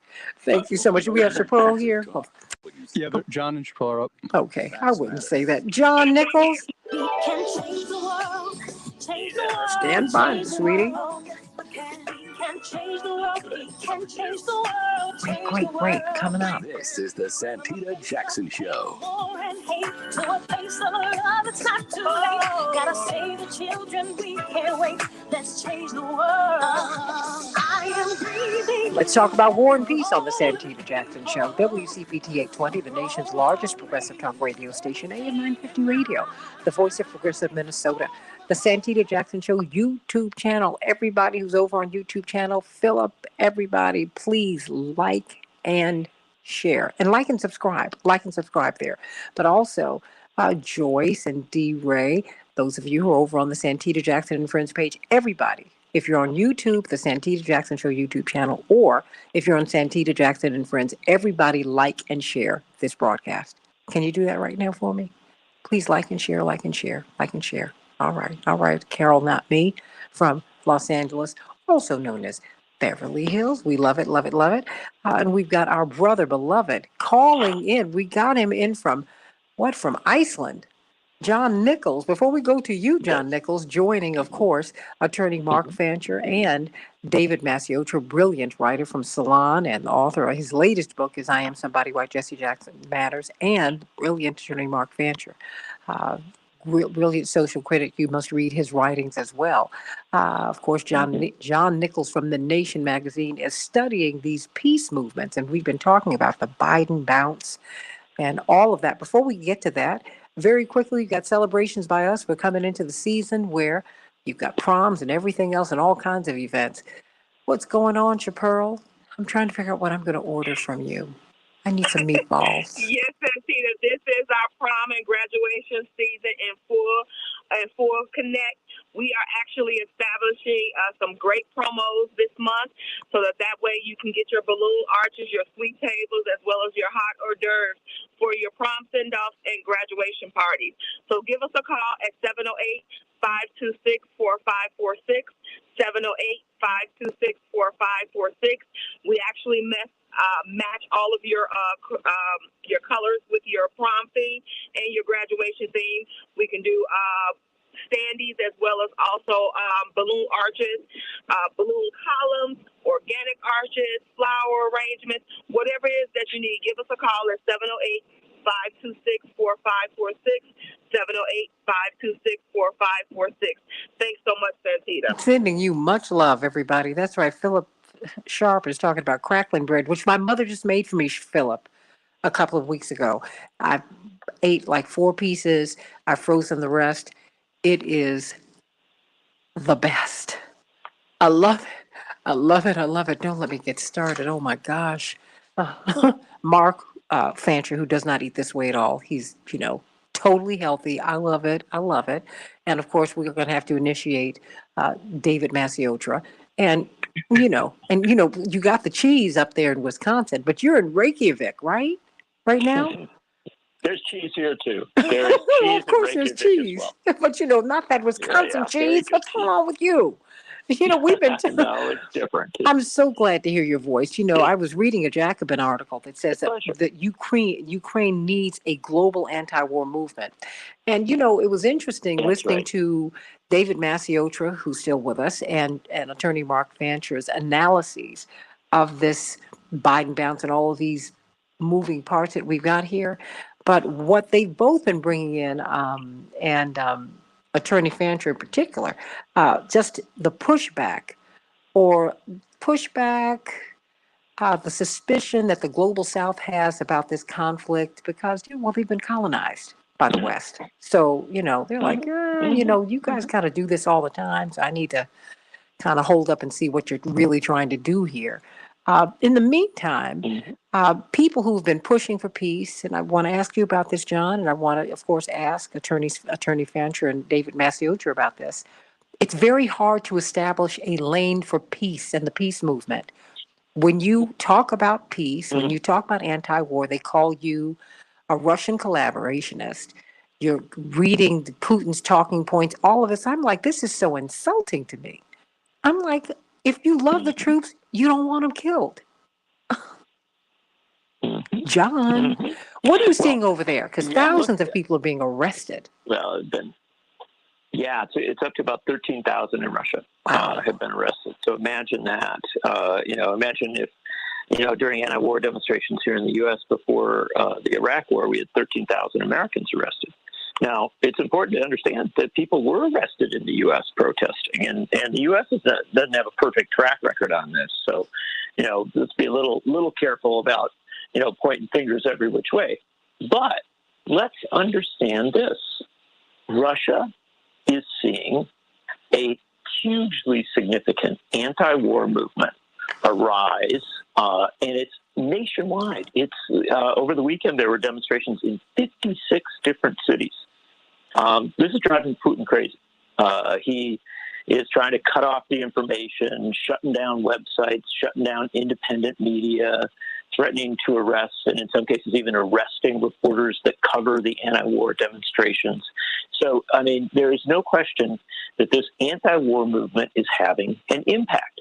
And it's having an impact where it's most important, because it's in the country that is perpetuating the war. It's in Russia. And so that's the first thing to understand. If you say you're anti-war, right? If you're in the U.S., you say you're anti-war. It's pretty easy to say you are in solidarity with the people in Russia who say they don't want this war, right? I mean, that doesn't make you anti-Russian. It may make you critical of Vladimir Putin. I think that's quite appropriate. But this is the important thing to understand. Now, there's another element of this, and it's vital to put into the mix. So much of what we're seeing with Ukraine, we see in other parts of the world, and it is not so well covered, right? There are conflicts all over the world, in Myanmar, in Yemen, in countries in Africa, and countries in Asia, and countries in South America, where you have similar situations, right? Another country coming across the border, sometimes bombing, displacing people, killing people, huge numbers of refugees. Look at what we had in Syria. And so we shouldn't just, think of Ukraine, Russia as, like the only conflict in the world. We shouldn't be neglectful of the pain and suffering of refugees and of people in all other parts of the world. And I think some of our media is very guilty in overcovering. Wait, not some. The mainstream media. All right. They said, no. Yeah. They have said, this is Europe. This is not the third world. A Ukrainian minister in the government said, what's disturbing to me is that these are blonde, blue-eyed people. Let's get real. Now, mind you, they've apologized, but that apology, quite frankly, is not enough for me, because these people are shaping the narrative. Yeah. I just think it bears discussing. They're shaping the narrative, and they're standing there with, and my heart breaks for the people of Ukraine. Absolutely. But my heart breaks for the people of Haiti, who we held at the border of the United States like they were animals. Animals we don't care for, because, in the middle of the night, these ASPCA ads, we love animals, unless they're people, Well, look at the case in Yemen, right? Yeah. Yemen has been very supportive of Saudi Arabia. We may actually, as a result of this current conflict with Russia, Ukraine, become more supportive of Saudi Arabia, more engaged with it because of their oil. And Saudi Arabia's been doing horrific things in Yemen, bombing people, displacing people, killing people. And there's a lot of guilty parties. We can point a lot of fingers of blame, but the bottom line is that U.S. support for the Saudi military there has perpetuated a horrific situation. And so we have to have this global view. Now, once we've got that global view, is it appropriate to be deeply concerned about what's going on in Ukraine? Of course, as you say, our heart is filled, our heart is broken by what we see. And there is a legitimacy of some high level of concern because, of course, Russia's a nuclear power, and there are all the challenges that go with that, especially, perhaps most importantly, the fear of a new Cold War.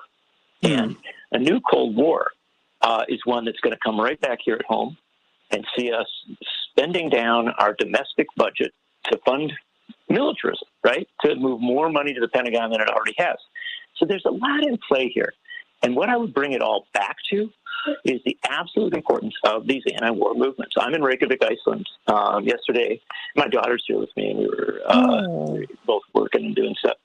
But yesterday, we went to the Russian embassy. We went to see the Russian embassy, and people had splashed red paint on the front, blood on your hands.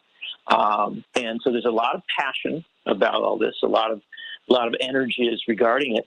And I'll tell you, that's fine.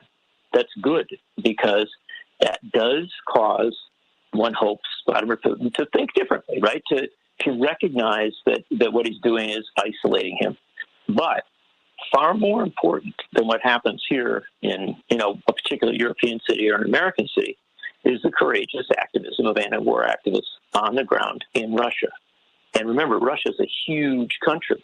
and to have demonstrations in 56 cities across Russia, that matters. One of the great editors in Russia, a guy named Muratov, who received the Nobel Peace Prize just last fall, and whose publication has been blocked from talking. It's an independent dissident publication, maybe like The Nation.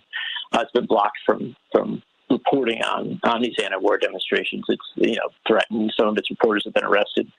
He said that the Russian anti-war movement has the potential to save the world. That's not a naive statement. That's not one that we should be neglectful of. But we should ask ourselves, how do we best promote peace, right? Not just in this part of the world where we're talking about so much, but all over the world. And one of the first things I'd recommend is, I'll give you two quick things that I'm hearing as I talk to people outside the U.S. Number one, it is appropriate to, sanctions are one thing, doing sanctions, but they often harm the people on the ground. They may be harming people that don't want this war. So it's always good to be careful thinking about sanctions. But divesting from Russian corporations, much like the South African divestment movement, that's a good idea. And that's something states and cities in the U.S. can do. That's a viable thing. But don't just stop there. If you're going to divest from corporations that do harm, right? Divest from corporations that are active in Saudi Arabia, that are associated with the military in Myanmar, that are associated with governments all over the world that do harm. And then the second thing I would suggest that's also very, very important at this point is we have a huge concern for refugees. We're talking about 1.5 million refugees coming out of the Ukraine, perhaps substantially more than that. And we're seeing lots of images of them. We have to recognize that there are millions of refugees all over the world. And so if we're going to be concerned about Ukrainian refugees, which I think we should be concerned and very, very supportive, I think we should make resources available. Let us not stop there. Let us recognize that there are refugees in places that never get covered on CNN. And they need refugee services as much, if not more. And so if the United States is going to start to really worry about refugees around the world, which I think is great, and I'm 100% supportive of, and if this Ukraine crisis leverages some of that, fantastic. But don't stop in Europe. Don't stop in one place. Let's get back to Haiti. There's millions and millions of refugees. Haiti's right here in the hemisphere, and we continue to push them back. Absolutely. I mean, and that is insulting. The Monroe Doctrine, we politically we claim, the United States claims it's sort of got this, military responsibility for the region. So if you understand it in that context, we should have a special concern for Haiti. Well, we should have an amplified concern for Haitian people. And make France give them their money back. Let's keep on going with Haiti. But before I go to the callers, I'd like for Attorney Mark Pancher and and David Masiocha to respond to what you've heard. You respond to this anti-war movement that really doesn't get a lot of coverage, and the need for us to really have an everybody in, nobody out policy with respect to people who are seeking refuge. First, you, Mark. Mm-hmm. Well, I am a proponent of peace by any means necessary, and certainly, anybody who's standing up in Russia or Ukraine, the U.S., any place, and calling for peace, I stand shoulder to shoulder with them and join in that call. The death and the destruction and the devastation are unconscionable. But I also think, unfortunately, that the die has been cast and that the outcome of all of this has been planned and predicted by the U.S. government. And what happens at the end of this is a Russia of Vladimir Putin who has been severely weakened and vulnerable to actual conquest. And so for me, it's moving beyond this conflict. It is just the latest of many, but as has been pointed out, it is, in the minds of many, the most significant because white people are involved. But we need to get beyond this in our thinking and understand the ways in which imperialism works, the destructive impact that it has on the world. And our peace efforts have to be more than event-oriented, more than conflict-oriented. They have to be oriented toward transforming the thinking, the analysis, and the political culture, not just of this country, but of the world. And if we do that, then we make it more likely that we will not get into these types of conflicts in the future. David Massiotra. The United States of America certainly has the worst record in the world in terms of imperialism in the post-war period, that is from the end of World War II to the present. However, if one is opposed to imperialism, one also has to oppose Russian aggression and Vladimir Putin. This isn't the first time that the Putin regime has committed a war crime. In 2000, just months after his inauguration as president, Russia invaded Chechnya. In 2006, Russia shut off the gas in large parts of Ukraine. In 2008, Russia invaded Georgia. In 2014, Russia invaded Crimea. In 2016, and the U.S. certainly isn't innocent on this charge either, but in 2016, Russia, by its own admission, leaked diplomatic cables from the Kremlin, systematically interfered in the United States election. And now in 2022, we have the invasion of Ukraine. So anti-imperialism is a good guiding principle. But one must apply it equally to all war criminals and aggressors. And that means full-throated condemnation of Putin and the Kremlin right now.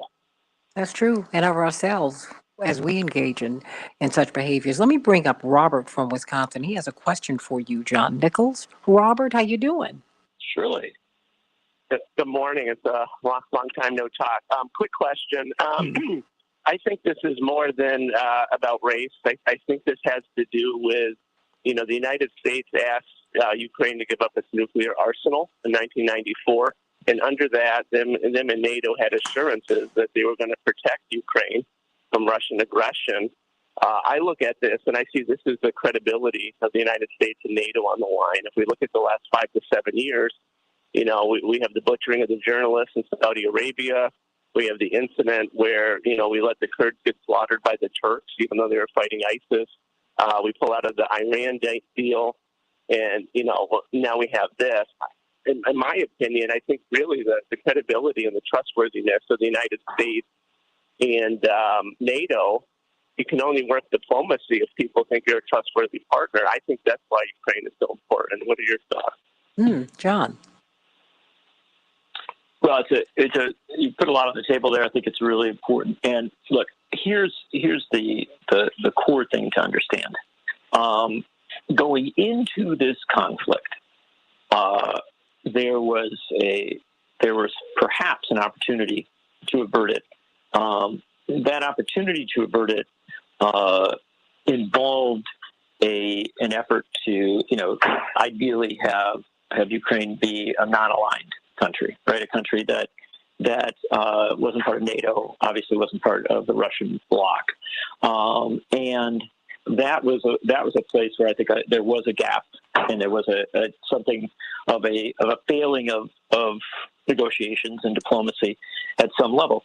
But I do think also that one of the things that I'm powerfully struck by is that in this current conflict, people in Russia, people in Ukraine, are suffering, right? In Ukraine, we're seeing it, across the TV screens. You should also understand that in Russia, these sanctions have had an impact. Store shelves are empty, at least in some images. There's very little doubt that these anti-war demonstrations aren't simply related to the war. They are also related to the fact that people are hurting and uncomfortable. And they've had such an impact that at this point, Vladimir Putin has announced that he's not going to send effectively draftees to fight in Ukraine, right? That's narrowing the number of people who go. I think that's an acknowledgement of how unpopular this war is. Mm-hmm. Bottom line is that when you have a war that is of course unpopular in Ukraine, hated in Ukraine, but also, by all evidence, quite unpopular in Russia, there's room for diplomacy here, right? And I know that it doesn't seem like that at this late stage, but that's kind of the core thing I would come back to, is that option for diplomacy and for actually caring for folks on the ground is there, and it ought to be exercised. Again, I'll emphasize, though, that, this is where we're focused right now. There's also a need for an awful lot of diplomacy in a lot of other parts of the world as well. And we had room for diplomacy over the past 30 years as we, broke that agreement. Right. We shouldn't have. Look, I believe in people's right to self-determination. Yeah. That having been said, you must honor your agreements, and that counts for everybody. Everybody. We didn't have to be here. We didn't have to, but we are. So now I don't want to shoot. I don't want to shoot our way out of this. We have got to negotiate our way out of this. And again, I will argue that this anti-war movement, which we are seeing, there's a decent amount of coverage in the States of it. I think up where I'm at here, I'm seeing quite a bit of coverage of it. It's getting a lot of attention. In fact, probably more attention than our media has given anti-war movements in the U.S. Yes. When people have been out criticizing U.S. military endeavors. But this anti-war movement is real, and it becomes an avenue of leverage, potential leverage, to dial this conflict down. And one hopes that is the case. That is, look, that's what an anti-war movement is about. An anti-war movement seeks to convince a government or convince, people in a government to stop a war. It's a simple, basic concept. And we have far too little, I think our media and I think our political class has far too little respect for the dynamic of an anti-war movement. Well, I'm hoping, John, that this will become more than an anti-Putin movement and truly become anti-war and evolve into becoming pro-peace. John, stay right here if you don't mind for a couple of minutes. And Attorney Mark Fancher, I know everyone's got to go, David Masiocha, but I want to get some closing thoughts from you on the other side on the Santita Jackson Show YouTube channel, because, I've got a hard break coming out of here. But, everybody, all we are saying is give peace a chance. It is possible. It is possible. And as we celebrate the anti-war movement all around the world, let us celebrate them when they come home. At this point, for many people, this is being interpreted as an anti-Putin movement. We've got to mature in our politics, everybody. Either you believe in peace or you do not. War is not the answer. Only love can conquer hate. Yes, Marvin Gaye had it right. It's not the answer. And Reverend Jackson says, and you know this so well, John Nichols, you do best what you study most. The Bible tells us to study war no more. Let's start studying war no more. Let's start studying peace. There's a science to it. It's achievable. It's doable. And more than that, it's not just survivable, it's livable. All else is folly. I'm Santita Jackson. Stay right here on the Santita Jackson Show, because we've got our brother beloved, John Nichols from Reykjavik, Iceland, talking to us about peace. I'm loving it. And Patrick, I'm going to bring you on real quick because you wanted to make a comment, but Attorney Mark Fancher and the brilliant Attorney Mark Fancher, the brilliant John Nichols, and the brilliant David Masiocha. Get his book, I Am Somebody, Why Jesse Jackson Matters, and get John Nichols' greatest book. They just get better and better and better. Coronavirus Criminals and Pandemic Profiteers. I love it. It's just great. Tomorrow, but stay right here on the Santita Jackson Show YouTube channel and the Santita Jackson and Friends page. And let's get some closing thoughts from this brilliant panel. See you tomorrow, everybody.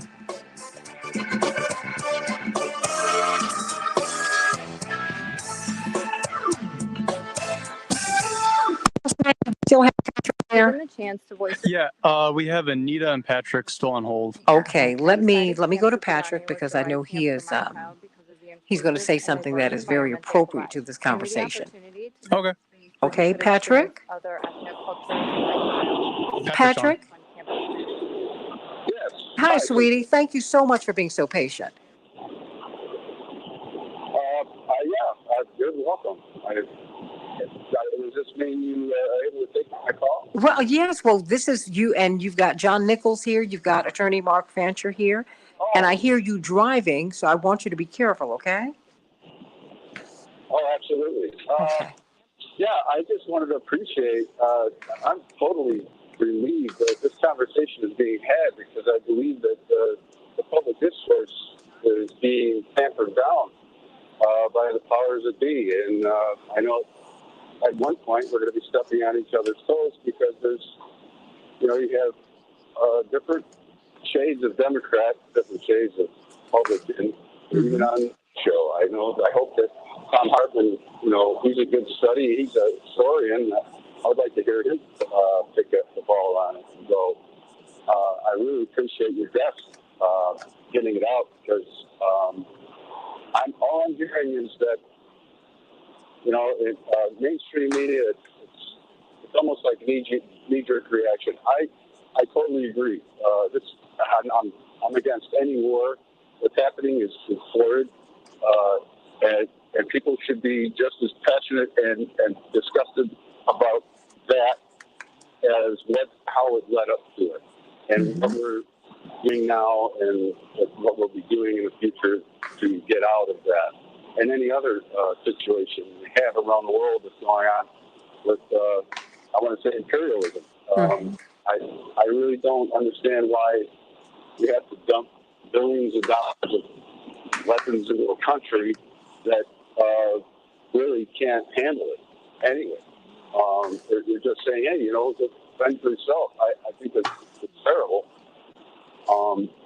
But I want to say that I hope that the other media outlets, the social media, can still withstand the bombardment of all the rest of the press that every day now you're hearing it, that it doesn't really get to a point where they're trying to assess the situation, how we got here and how we get out of it, I don't think. Hopefully, I'd like to give a shout out to the Gray Zone and yes. Aaron Mackay, Pushback. There's a number of good journalists. I mean, Chris Hedges. I love to laugh them down, and hopefully we can keep this discussion going. I really appreciate it. That you have your guests on, and you can have more time to discuss it, and not just have a 5-minute segment or a 3-minute soundbite or whatever it is that they do now. I just want to say thank you. Patrick, thank you so much. You were so sweet. And, John and Mark and David, I'd like you to comment because last week, Norman Solomon, he's an icon in the progressive space and in media, just someone who's really helped us to dissect and understand media and how corporate media behaves and how independent media behaves. He wrote a wonderful piece on peace, in which he quoted Bob Dylan. People who posted his piece were blocked, John. And when you start talking about peace, you get blocked. I mean, on Facebook. It can happen. No, it happens all the time because their algorithms actually favor the right wing. You know what I'm saying? I mean, you know me, I jump across the tables. And I guess that is, it's not just disheartening, it is bothersome and it's troublesome and it is, it's dangerous. I mean, Bob Dylan? Really? Yeah. Well, I think that, and let me go quick because I apologize. I do have to break off pretty quickly. But I will tell you that this goes to a much deeper and more long-term challenge, and that is that our mainstream media is habitually kind of constructed in a way that it simply doesn't cover anti-war movements. It doesn't pay attention to them, at least domestically.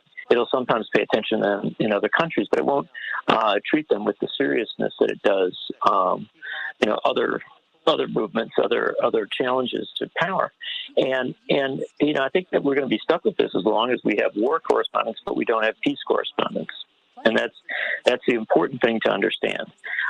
We have a whole host of people in our media who are very, very well trained to cover wars. They've got the equipment to do it. They've got the funding to do it. They actually are very skilled at it. We're seeing a lot of them on TV right now. But we don't ever begin to give the same level of support to journalists who want to cover the struggle for peace. We don't take the struggle to achieve peace and the movements that seek to achieve it as seriously. And as long as that's in the case with our media, it's going to be unreliable. And it's going to be often disappointing in circumstances like this. And one of the encouraging things is that we live in an era where we're pushing out the limits of media. We're expanding, our options. We're finding different ways to communicate, including this show. That's really vital because as somebody who wants anti-war movements to be covered in places around the world, I think it's essential that our media learn to do so. Right? That and I'm a big critic of mainstream media, but I will tell you, I don't think that criticism gets very far because, again, I don't even think that mainstream media is constructed in a way that it can hear such criticism. And so that does raise the prospect that we have to construct new media systems and media systems that are more responsive to human need, to diplomacy, to peace, to the planet. And there are people working on that, and that's much to their credit. I think I'd count you among them, Santita. Oh, my goodness. Day by day, brick by brick. David Masiotra. Yeah, I agree with everything John said. The media is pretty poor in general when it comes to providing coverage of any movements, not just anti-war movements, but John Nichols dropped. Is a brilliant political scientist at Lehigh University, and one of his specialties is the study of popular movements.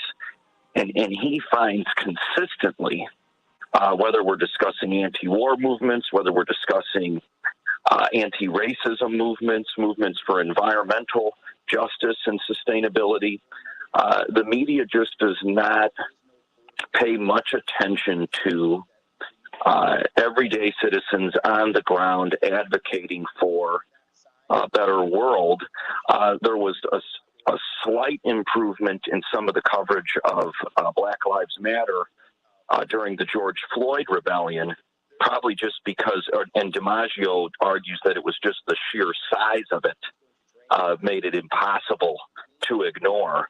But generally, the major media institutions in print and television closely focus on the activities of the powerful and thereby cultivate a mutually beneficial relationship.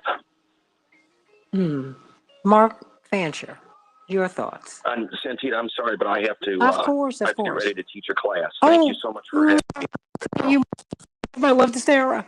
Okay. I will. Thank you. Mark Fancher. Yeah, none of this comes as a surprise. I mean, the media, the mainstream media has not been independent for generations. The media is capitalist America. It is the large corporations. The corporations own them, they control them, they dominate them, and they use them as a tool of imperialism. They are propaganda machines. They trumpet the party line, whatever it may be, if it's in the interest of imperialism. So we have no surprises. We should not be surprised at all by the kinds of things that they cover and the kinds of things that they don't cover. But, what's disturbing me, really is that it denies people an opportunity to see what's actually going on and to reach honest conclusions about who's right, who's wrong, what needs to be done, how it needs to be done, and when it needs to be done. So in this case, I certainly despise the fact that Putin would launch attacks against innocent civilians, children, defenseless people, and devastate, buildings and large tracts of land in Ukraine. But at the same time, on some level, I find it even more disturbing that there are people, including Biden and et al., who stand in the shadows smirking about all of this because they know that they laid the foundation for it. They created the conditions for it. They baited this man. They knew what he would do. They knew how he would respond. And they have planned how they want to profit from it. There's something particularly despicable about that.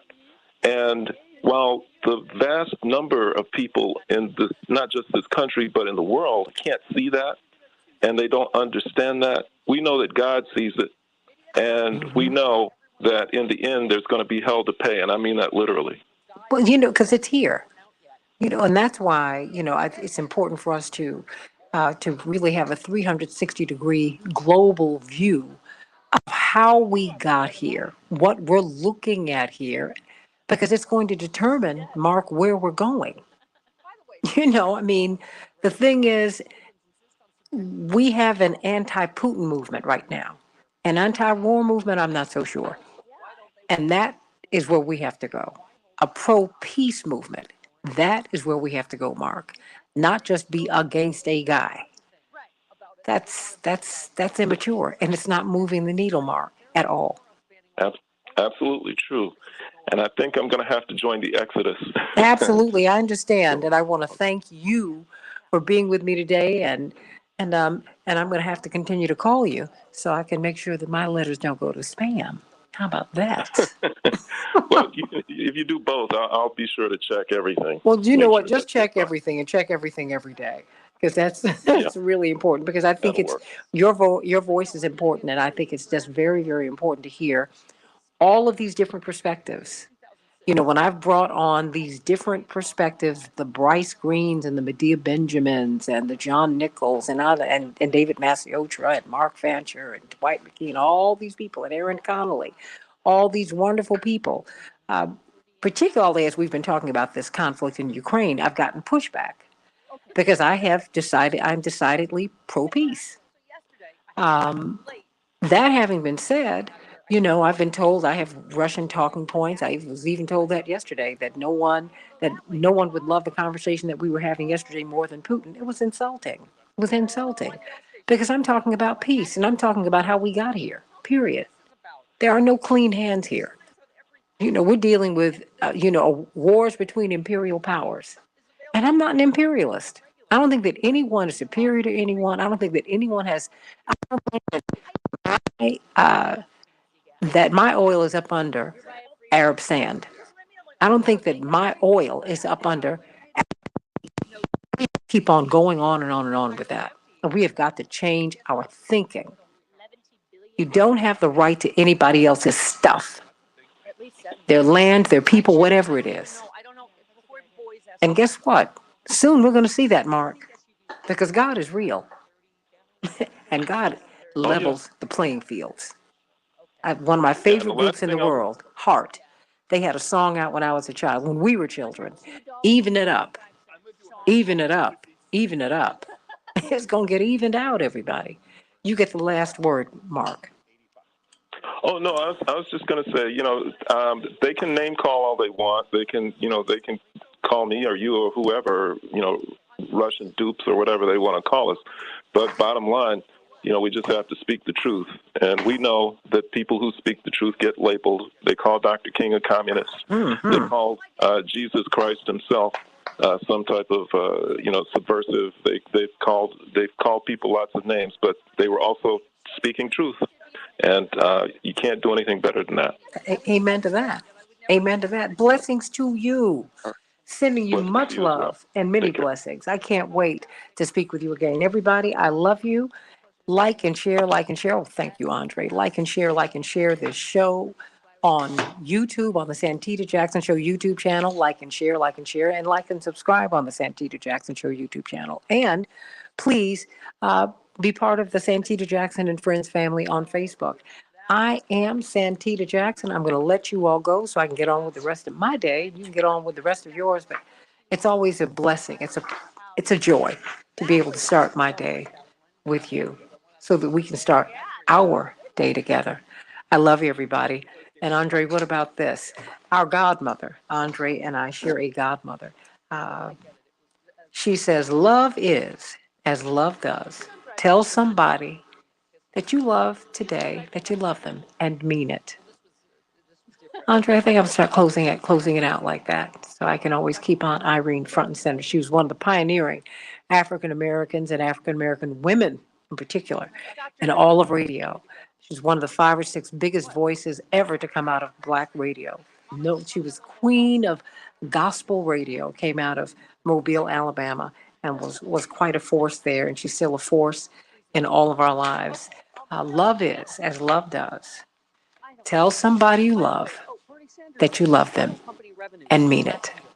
I love you, everybody. God bless you, Joyce and Lorraine and Andre. Hey, hey, hey, hey.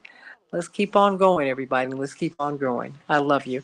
Thank you, Coach May, for a great show. Wonderful young college student that I have here. He is going on to do great things. He's not leaving me yet, but he's doing his thing. And Thank you, Miss Jackson. I'm so proud of this young man. I do not know what to do. I want you all to send up some special prayers for him today because he is really seeking to grow and seeking to, he's about to graduate and he's doing a lot of wonderful, wonderful things. Keep Cosme Lozano in your prayers. He is a wonderful, wonderful young man. What a tribute you are to your family. That's right. Thank you, Miss Jackson. I really appreciate it. Thank you. Thank you for all that you do. And stay with me for a hot second. We'll have a chat just as soon as we get off the air. I love you, everybody. See you tomorrow on the Santita Jackson Show, Lord willing. God bless.